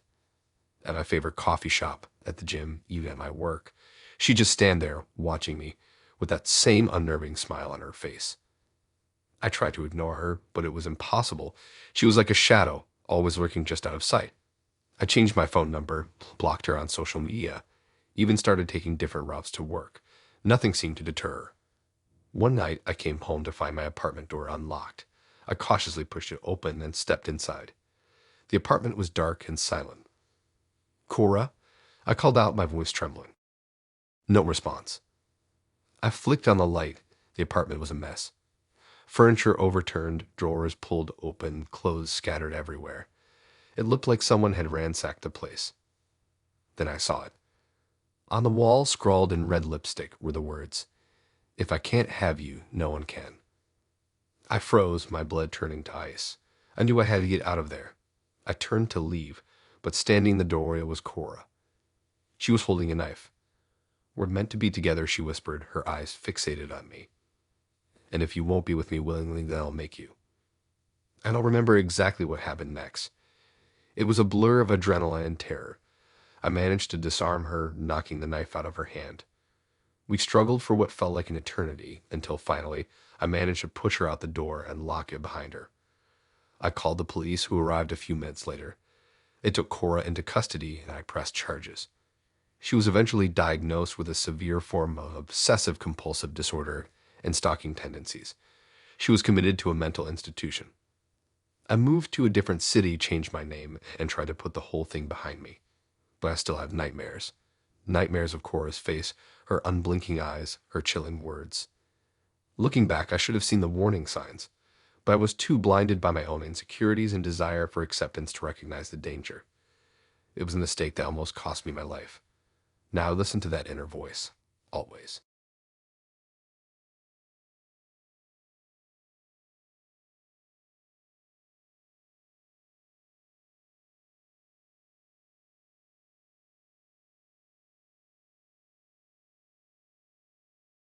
This is why you should always trust your gut, especially when that gut is screaming at you to run faster than Usain Bolt. I should have listened to it. I really, really should have. I wasn't actively looking for a relationship, but I wasn't opposed to the idea either. I was in that weird in-between stage, focusing on my career but still swiping occasionally, hoping to find someone cool enough to hang out with. That's how I matched with Deborah. Her profile was pretty standard. A few smiling pictures, a bio that mentioned hiking and craft beer, nothing too alarming. We chatted for a couple of days and she seemed normal, maybe a little quirky, but normal enough. We made plans to grab coffee and I didn't think much of it. Just another first date. The coffee shop was busy and was a few minutes early, so I grabbed a table and waited. Deborah arrived right on time, and my first impression was off. It's hard to explain. She looked like her pictures, but there was something unsettling about her eyes. They were too wide, too intense, like she was staring through me rather than at me. I chalked it up to nerves and tried to be friendly. The conversation started okay. We talked about our jobs, our hobbies, the usual first date stuff. But then Deborah started asking some weird questions, like really weird. She wanted to know about my childhood fears, my recurring dreams, my biggest regrets. It felt like she was trying to psychoanalyze me after knowing me for 5 minutes. I tried to steer the conversation in a lighter direction, but she kept bringing it back to these dark, personal topics. She asked if I believed in the supernatural, if I had ever experienced anything paranormal, if I was afraid of death. I started to get seriously uncomfortable. I'm not a particularly superstitious guy, but her questions were giving me the creeps. Then she started talking about her past relationships. She described them as experiments and projects, saying she was trying to understand the human psyche. She said she liked to push people to their limits to see how they would react. I was starting to think this wasn't a date. It was an interview for some kind of twisted social experiment. I decided I had enough. I told her I wasn't feeling well and needed to leave. She didn't seem surprised or disappointed. She just smiled that unnerving smile and said, "I understand. Some people can't handle the truth." I paid for my coffee and practically ran out of the shop. I felt like I had just escaped some kind of cult initiation. I blocked her number and deleted her from all my social media. I thought that was the end of it. I was wrong. A few days later, I started noticing things around my apartment. Small things at first, a book out of place, a light left on. I chalked it up to absent-mindedness, but the feeling of being watched started to creep in. Then, I started getting emails from an anonymous account. The emails contained details about my life, things I had never told Deborah, things that only a close friend or family member would know. It was clear she had been doing some serious digging. The emails escalated from creepy observations to veiled threats. They said things like, "I know your routine, and I'm closer than you think." I was terrified. I changed my locks, installed a security system, and started looking over my shoulder everywhere I went. I went to the police, but they said there wasn't much they could do without concrete evidence. They advised me to get a restraining order, but that required knowing Deborah's address, which I didn't. I felt helpless. One night, I woke up to a noise in my apartment. I grabbed a baseball bat I kept under my bed and crept into the living room. The TV was on, playing static, and the window was open. I heard a noise from the kitchen. I slowly made my way to the kitchen, bat raised, ready to defend myself. I flicked on the light, and there she was. Deborah was standing in my kitchen, holding a knife. She smiled when she saw me. "I told you I was closer than you think," she said, her voice eerily calm. I froze, fear paralyzing me. She started walking towards me, the knife glinting in the light. I knew I had to do something, but I was too scared to move. Then my neighbor, an older woman named Mrs. Henderson, burst through the door. She had heard the commotion and came to investigate. She saw Deborah with the knife and screamed. The scream seemed to snap me out of my trance. I lunged at Deborah, swinging the bat with all my might. I hit her in the arm, and she dropped the knife. She stumbled back, surprised, and I tackled her to the ground. Mrs. Henderson called the police, and they arrived within minutes. They arrested Deborah, and I spent the rest of the night at the police station, giving my statement. It turned out Deborah had a history of stalking and harassment. She had been diagnosed with a severe personality disorder and had been in and out of mental institutions for years. She had been tracking me for weeks, gathering information about my life and planning her attack. I pressed charges, and Deborah was eventually convicted of stalking and attempted assault. She was sentenced to several years in prison.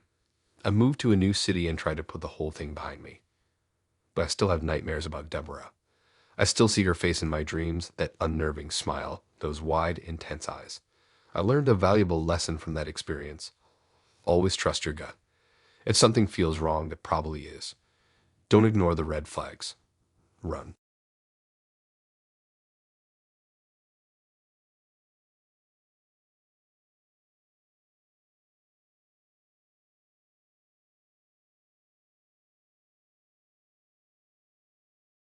The events of that night will stay with me forever, burned into my memory like a brand. I've always been a pretty chill guy, a bit of a homebody, but I figured it was time to put myself out there.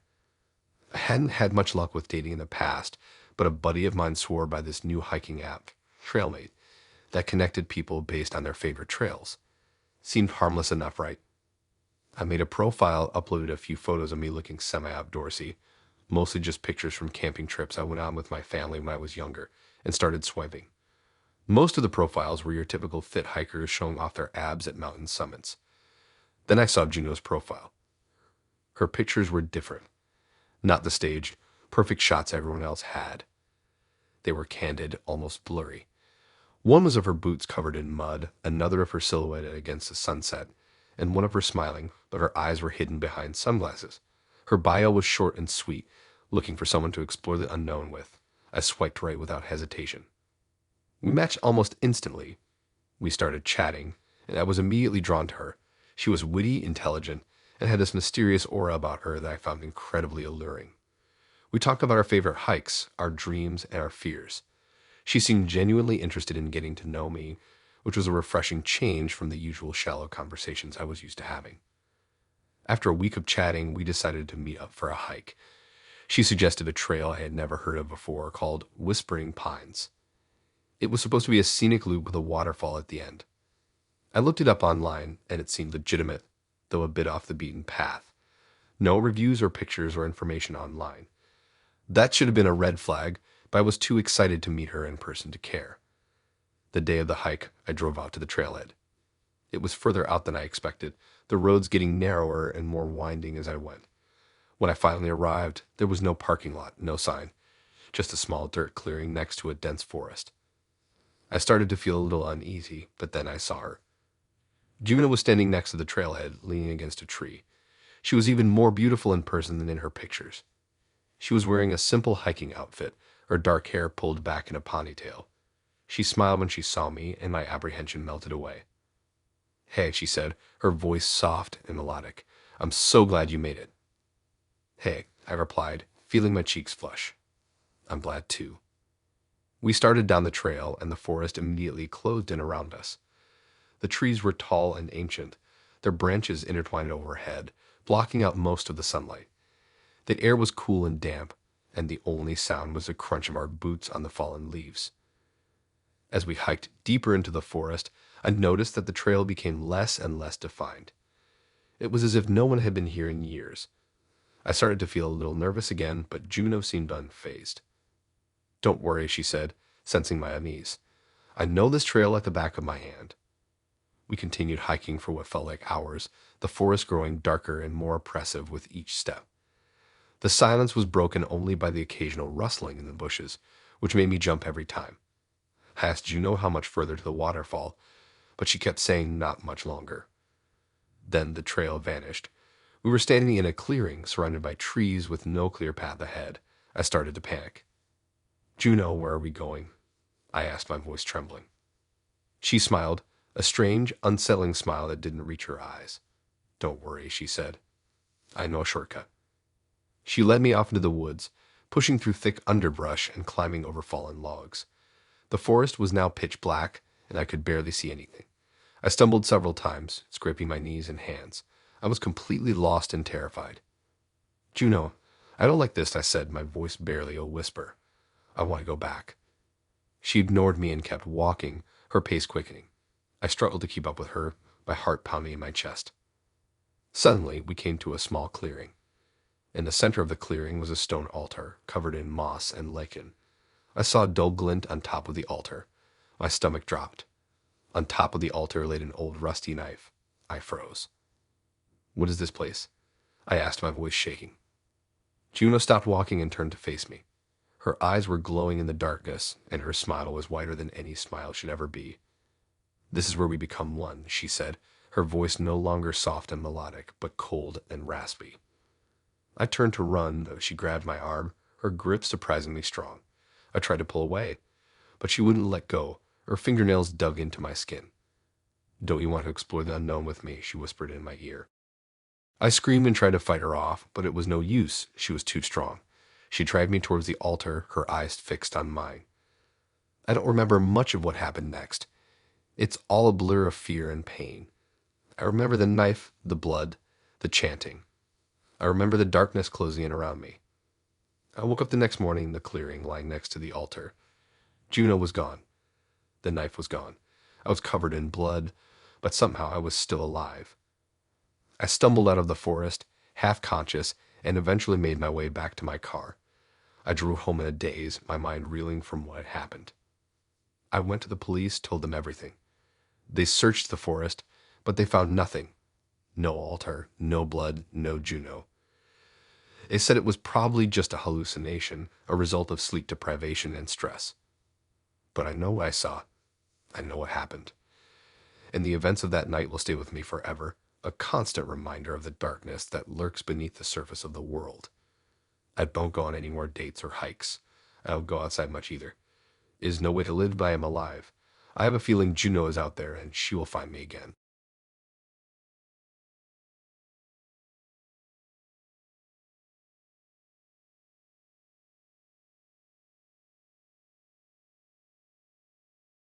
My heart still races when I remember that summer. The one that was supposed to be a carefree fling before senior year of college became a slow-motion train wreck of paranoia, and, well, I still don't know what the hell it was. I met Maya at a party. Standard college stuff. Tags, bad music, and people trying way too hard. She was different, though. Quiet, observing everything with these intense, almost unnervingly focused green eyes. She wasn't dressed up, just jeans and a band t-shirt that I actually recognized. We started talking about music, and it turned out we had a lot in common.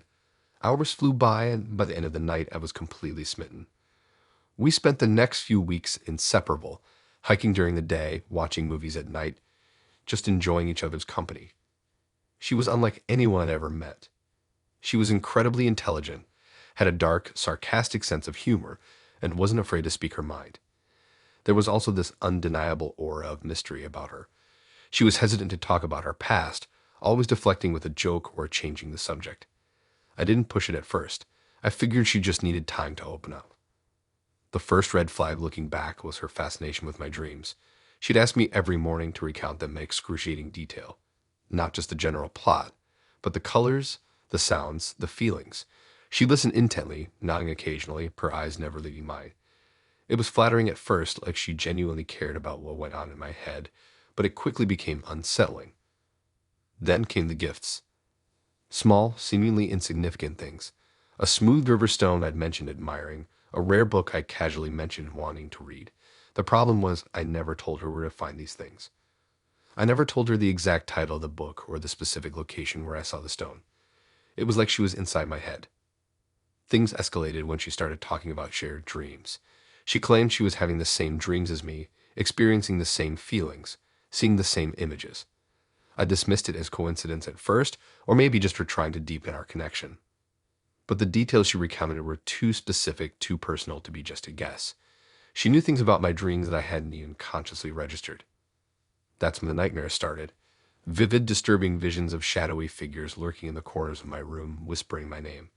I'd wake up in a cold sweat, heart pounding, convinced that someone was watching me. Maya, of course, was incredibly sympathetic. She'd hold me close, telling me it was just stress, just a bad dream. But I couldn't shake the feeling that she was somehow involved. One night, I woke up to find her standing over me, her eyes glowing in the darkness. She was holding a small, intricately carved wooden box. "I have something to show you," she whispered, her voice barely audible. I sat up, terrified. "What is that?" I asked, my voice trembling. She didn't answer. She just opened the box and held it out to me. Inside, there was a small bundle of my hair. I jumped out of bed, stumbling backward. "What the hell is that, Maya?" I demanded, my voice rising. She just stared at me, her eyes filled with an unreadable emotion. "It's a connection," she said softly. "A way for us to be closer." I didn't know what to say. I was completely freaked out. I told her to leave, that I needed some space. She didn't argue. She just placed the box on my nightstand and walked out the door. I spent the rest of the night wide awake, staring at the box, trying to make sense of what had just happened. In the morning, she was gone. Her clothes were gone, her things were gone, everything. It was like she had never been there. I tried to find her, to talk to her, to understand what had happened, but it was like she had vanished into thin air. No one seemed to know who she was or where she came from. It was like she was a ghost, a figment of my imagination. I tried to move on, to forget about her, but the nightmares continued. The feeling of being watched never went away. I started seeing her everywhere.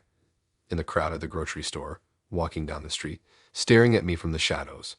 But when I got closer, she was always gone. It's been years since that summer, and I still haven't been able to shake the feeling that Maya is out there, watching me, waiting for me. I still have the box with my hair in it. I can't bring myself to throw it away. Part of me is afraid of what might happen if I do. I don't know what Maya was or what she wanted. All I know is that she changed me. She opened my eyes to a world I never knew existed, a world of darkness and obsession, and something else, something I can't quite put into words, and I'm not sure I ever want to understand it. Some doors are better left unopened. Some mysteries are better left unsolved, and some people are better left forgotten. But I know I never will. I'll always be looking over my shoulder, wondering if she's there, watching me, waiting for me to dream.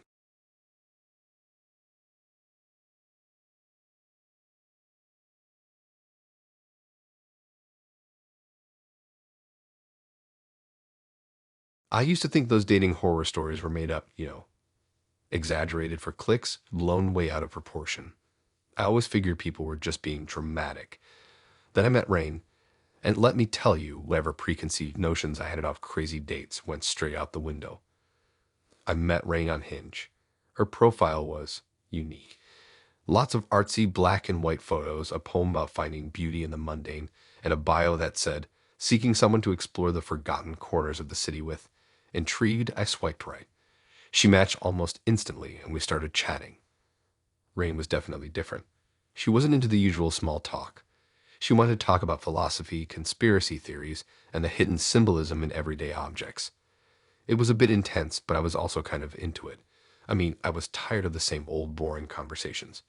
She seemed genuinely interested in my thoughts and opinions, even when they differed from hers.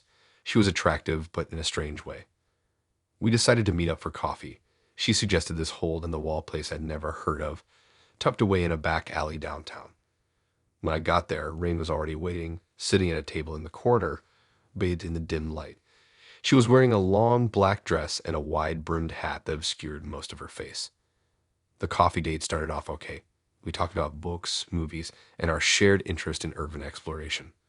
But then things started to get weird. Rain started talking about her research. She claimed she was investigating a secret society that controlled the city from behind the scenes. She said they communicated through coded messages hidden in public art, and that she was close to cracking their code. I chuckled nervously, thinking she was joking, but her eyes were dead serious. She pulled out a notebook filled with bizarre diagrams and cryptic notes. She pointed to a specific symbol on a mural across the street and said it was a marker, a signal for the society members to identify each other. I tried to steer the conversation in a different direction, but she kept bringing it back to her conspiracy theories. Then she started talking about her past. She said she had been chosen to join the society, but had refused, and now they were after her. She claimed they were watching her, trying to silence her, and that she had to be careful who she trusted. I was starting to get seriously creeped out. I made an excuse about having to leave for a meeting, but Rain grabbed my arm. Her grip was surprisingly strong. "Don't you see," she whispered, her eyes wide with fear. "They're everywhere. You have to help me." I gently pulled my arm away and said I couldn't get involved. I told her I had to go and practically ran out of the coffee shop. I didn't look back. I thought that was the end of it. I blocked Rain on my phone and social media and tried to forget the whole thing ever happened. But a few days later, I started noticing strange things. I kept seeing the same symbol from Rain's notebook spray painted on walls and buildings around my neighborhood. I started getting strange phone calls from unknown numbers. And one night, I woke up to find my apartment door slightly ajar. I was terrified. I convinced myself I was just being paranoid, that it was all a coincidence, but the feeling of unease wouldn't go away. I started checking my locks multiple times a day, looking over my shoulder whenever I went outside, and sleeping with a baseball bat next to my bed. Then, one evening, I got a message from Rain. It was a picture of me sitting at my desk working on my computer. The picture was taken through my apartment window. The message said, "We know where you are." I freaked out. I called the police, but they said there wasn't much they could do without any concrete evidence. They suggested I file a restraining order, but I didn't even know where Rain lived. I decided to take matters into my own hands. I started doing some research of my own, trying to find out more about Rain and her conspiracy theories. I spent hours online, digging through forums and message boards, and eventually I stumbled upon something that made my blood run cold. I found a website dedicated to exposing stalkers and delusional individuals. On the site, there was a thread about a woman named Rain, who had a history of harassing people she met online, accusing them of being part of secret societies and making their lives a living hell. The thread was filled with stories from other people who had been targeted by Rain.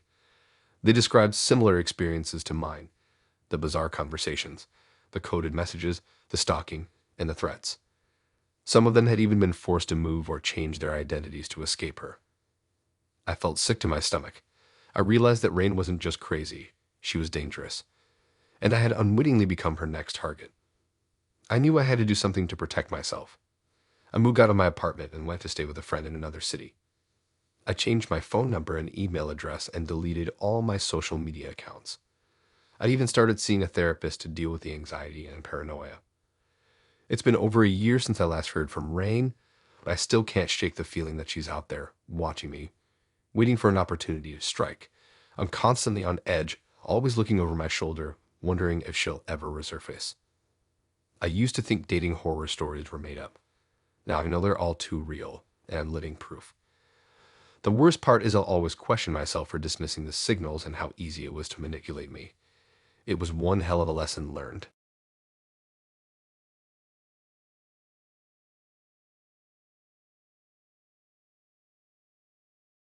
I wish I could forget what happened that day. It's the kind of memory that sticks to you, a greasy film on your brain you can't scrub off no matter how hard you try. It started like any other terrible date, but it spiraled into something else. I'd been single for a while, and my friends were on my case to get back out there. Swiping apps were my usual go-to, but after a string of lackluster encounters, I decided to try something different. Speed dating. Looked kinda corny, but hey, what did I have to lose? The event was held at some trendy downtown bar.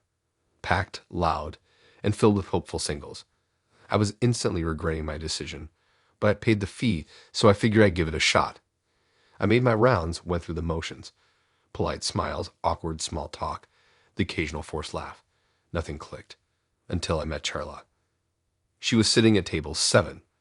Dark hair, striking green eyes, and a smile that seemed genuinely warm. We talked for the allotted 5 minutes. It actually felt easy. We had a similar sense of humor, and she seemed genuinely interested in what I had to say. When the bell rang to signal the end of our session, I felt a pang of disappointment. I scribbled my number on her card, hoping she felt the same way. A few days later, she texted, "We had plans for a date that weekend." Dinner had a nice Italian place, nothing too fancy. I was actually looking forward to it. Maybe, just maybe, this whole dating thing wasn't a complete waste of time. The date started off great. We had a good conversation, the food was delicious, and the atmosphere was romantic without being cheesy. Charlotte was even more charming in person. I found myself completely drawn in by her stories and her infectious laugh. We talked for hours, and by the end of the night, I was convinced that this could be something real. Then she started acting weird. It was subtle at first, a slight change in her demeanor, a distant look in her eyes. She started fidgeting with her necklace, a small silver locket. She kept glancing around the restaurant, as if she were looking for someone, or something. I asked her if everything was okay. She just smiled and said she was fine, but I could tell something was off. The warmth from earlier had vanished, replaced by a cold, unsettling energy. As the night wore on, her behavior became increasingly bizarre. She started mumbling to herself in what sounded like another language. She kept repeating the same phrase over and over, but I couldn't make out what she was saying. Her eyes darted around the room, and she started breathing heavily. I was getting seriously freaked out. I tried to get her attention, but she seemed completely lost in her own world. I considered calling a cab, but I didn't want to embarrass her or make a scene. I figured maybe she was just having a panic attack. Then she grabbed my hand. Her grip was surprisingly strong, almost painful. Her eyes locked onto mine, and they were no longer the warm, inviting eyes I had seen earlier. They were wide, wild, and filled with a chilling intensity. "They're here," she whispered, her voice raspy and strained. "They've come for me." I had no idea what she was talking about. "Charlotte, who are you talking about? What's wrong?" She didn't answer. She just kept staring at me, her grip tightening on my hand. I tried to pull away, but she wouldn't let go. Her nails were digging into my skin, drawing blood. Suddenly, the lights in the restaurant flickered and died. The room plunged into darkness, and a collective gasp went up from the other diners. Panic filled the air. Then I heard it. A low, guttural growl coming from somewhere behind me. It sounded like an animal, but not one I had ever heard before. It was deep, primal, and utterly terrifying. I tried to turn around, but Charlotte's grip on my hand was like a vice. I could feel her trembling, her body vibrating with fear. The growling grew louder, closer. I could feel its hot breath on the back of my neck. Then the screaming started. It came from all directions, a cacophony of shrieks and cries that pierced the darkness. People were running, tripping, and falling over each other in a desperate attempt to escape. I tried to stand up, but Charlotte was pulling me down, her nails digging deeper into my hand. "Don't look," she hissed in my ear. "Don't let them see you." I didn't know what's happening. I didn't know who they were. But I knew that whatever was going on, it was beyond anything I had ever experienced. The darkness seemed to press in on me, suffocating me. The growling and screaming continued, growing louder and more intense. I could feel the presence of something evil, something ancient, surrounding me. Then, just as suddenly as it had begun, it stopped. The screaming ceased. The growling faded. The lights flickered back on, revealing a scene of utter chaos. Tables were overturned, chairs were smashed, and the floor was littered with broken glass and spilled food. People were huddled together, crying and shaking. I looked down at Charlotte. She was still holding my hand, but her grip was limp. Her eyes were closed, and her body was still. I gently shook her, but she didn't respond. She was gone. I sat there for what felt like an eternity, trying to make sense of what had just happened. The police arrived, and the restaurant was quickly swarming with officers and paramedics. They took my statement, but I couldn't explain what I had seen or heard. They chalked it up to mass hysteria, a shared delusion brought on by stress and fear. But I knew what I had experienced was real. I knew that something terrible had happened that night, and I knew that Charlotte was at the center of it. I never saw her again. I tried to find information about her, but it was like she had vanished from the face of the earth. No social media, no address, no record of her existence. It was as if she had never existed at all. To this day, I still don't know what happened that night. I don't know who or what they were, and I don't know why Charlotte was targeted. But I do know one thing: I will never go speed dating again. And I will never forget the terror I felt that night, the night I met Charlotte. The night I encountered something beyond human comprehension.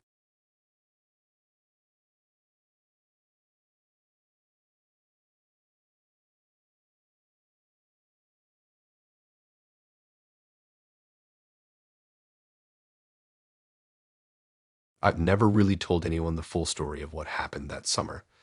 Not because it's some big dark secret, but because it feels embarrassing. Like I should have seen the signs, should have been smarter. But honestly, I was just a naive kid trying to navigate the world of dating, and I walked headfirst into a situation that still makes my skin crawl. It was the summer after my freshman year of college. I was home, working a dead-end job at the local hardware store, and bored out of my mind. All my high school friends had scattered to different colleges, and I was itching for some kind of excitement. So naturally, I downloaded a dating app. That's where I met Alia. Her profile was intriguing. She had a kind of alternative look, with dark hair, multiple piercings, and a style that was a mix of vintage and edgy. Her bio was short and cryptic, something about searching for connection in a disconnected world. I swiped right, half expecting her not to match, but she did. We started chatting, and she was unlike anyone I had ever talked to. She was intelligent, articulate, and had this intense way of looking at things. She was really into philosophy, poetry, and stuff I only pretended to understand. I was instantly hooked. After a few days of constant texting, she suggested we meet up. I was nervous as hell, but I played it cool and agreed. She suggested a spot that was a bit out of the way, an old abandoned park on the edge of town. It seemed a little strange, but she said she liked places with history and character. Looking back, that should have been my first red flag, but I was too eager to impress her. When I arrived at the park, Aliyah was already there, sitting on a rusted swing set. The park was even more dilapidated than I had imagined. Overgrown weeds, broken benches, graffiti everywhere. It had an eerie, forgotten feel to it. But Aliyah looked beautiful, almost ethereal in that setting. We talked for hours that night, about everything and nothing. She told me about her passion for art, her disdain for mainstream society, and her belief in the power of human connection. I, in turn, rambled about my boring college classes and my dreams of becoming a writer.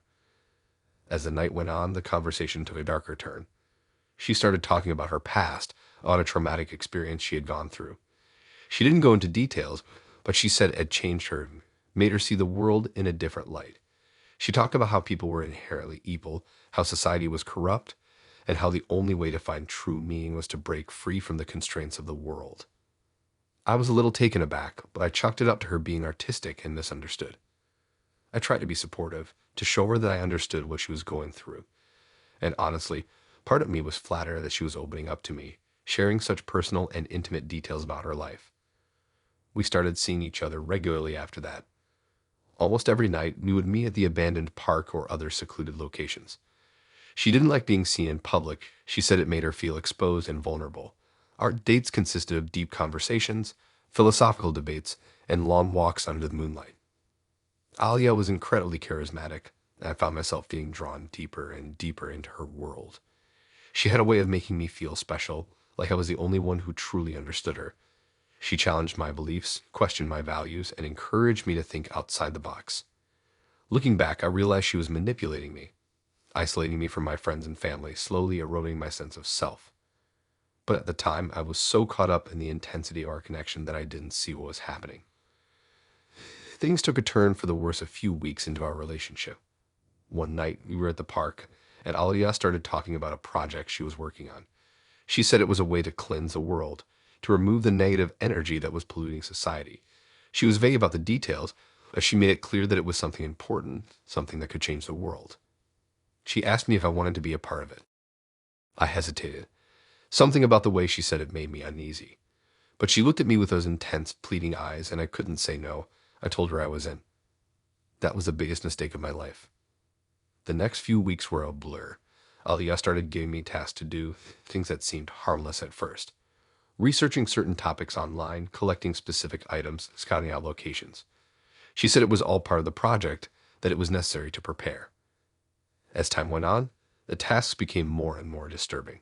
She asked me to spy on people, to gather information about their personal lives. She wanted to know their routines, their weaknesses, their secrets. I started to feel sick to my stomach, but I was too afraid to back out. I'd gone too far, I was too invested. Then came the night she told me what the project was really about. We were at her apartment, a small cluttered space filled with books and strange artifacts. She sat me down and told me that the project was a ritual, a ceremony that would cleanse the world of evil. She said it required a sacrifice, a voluntary offering of pure energy. And she wanted me to be the sacrifice. I was stunned. I couldn't believe what I was hearing. I tried to rationalize it, to tell myself that she was joking, that she didn't really mean it. But the look in her eyes told me otherwise. She explained that she had chosen me because I was pure, because I had a strong life force. She said that my sacrifice would be a great honor, that it would save the world. She tried to convince me that it was the right thing to do, that it was my destiny. I was terrified. I wanted to run, to scream, to get as far away from her as possible, but I was paralyzed with fear. I didn't know what to do. I managed to stammer out that I needed time to think about it. She seemed disappointed, but she agreed to give me a few days. She made me promise that I wouldn't tell anyone, that I wouldn't try to run away. I left her apartment that night in a daze. I couldn't sleep, I couldn't eat, I couldn't think. I was trapped in a nightmare, and I didn't know how to escape. The next day, I did the only thing I could think of. I told my parents everything.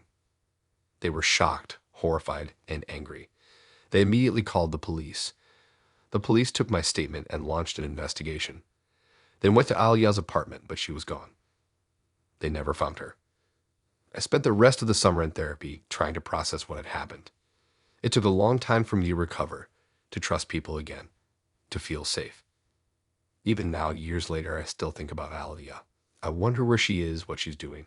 I hope she hasn't found another vulnerable soul to manipulate. I learned a lot from that experience. about myself, about the world, about the darkness that can lurk beneath the surface of even the most charming people. And I learned to trust my gut. If something feels wrong, it probably is. Don't ignore the red flags. Don't be afraid to walk away. Because sometimes the greatest horror stories are the ones that happen in real life. And sometimes the scariest monsters are the ones we invite into our lives.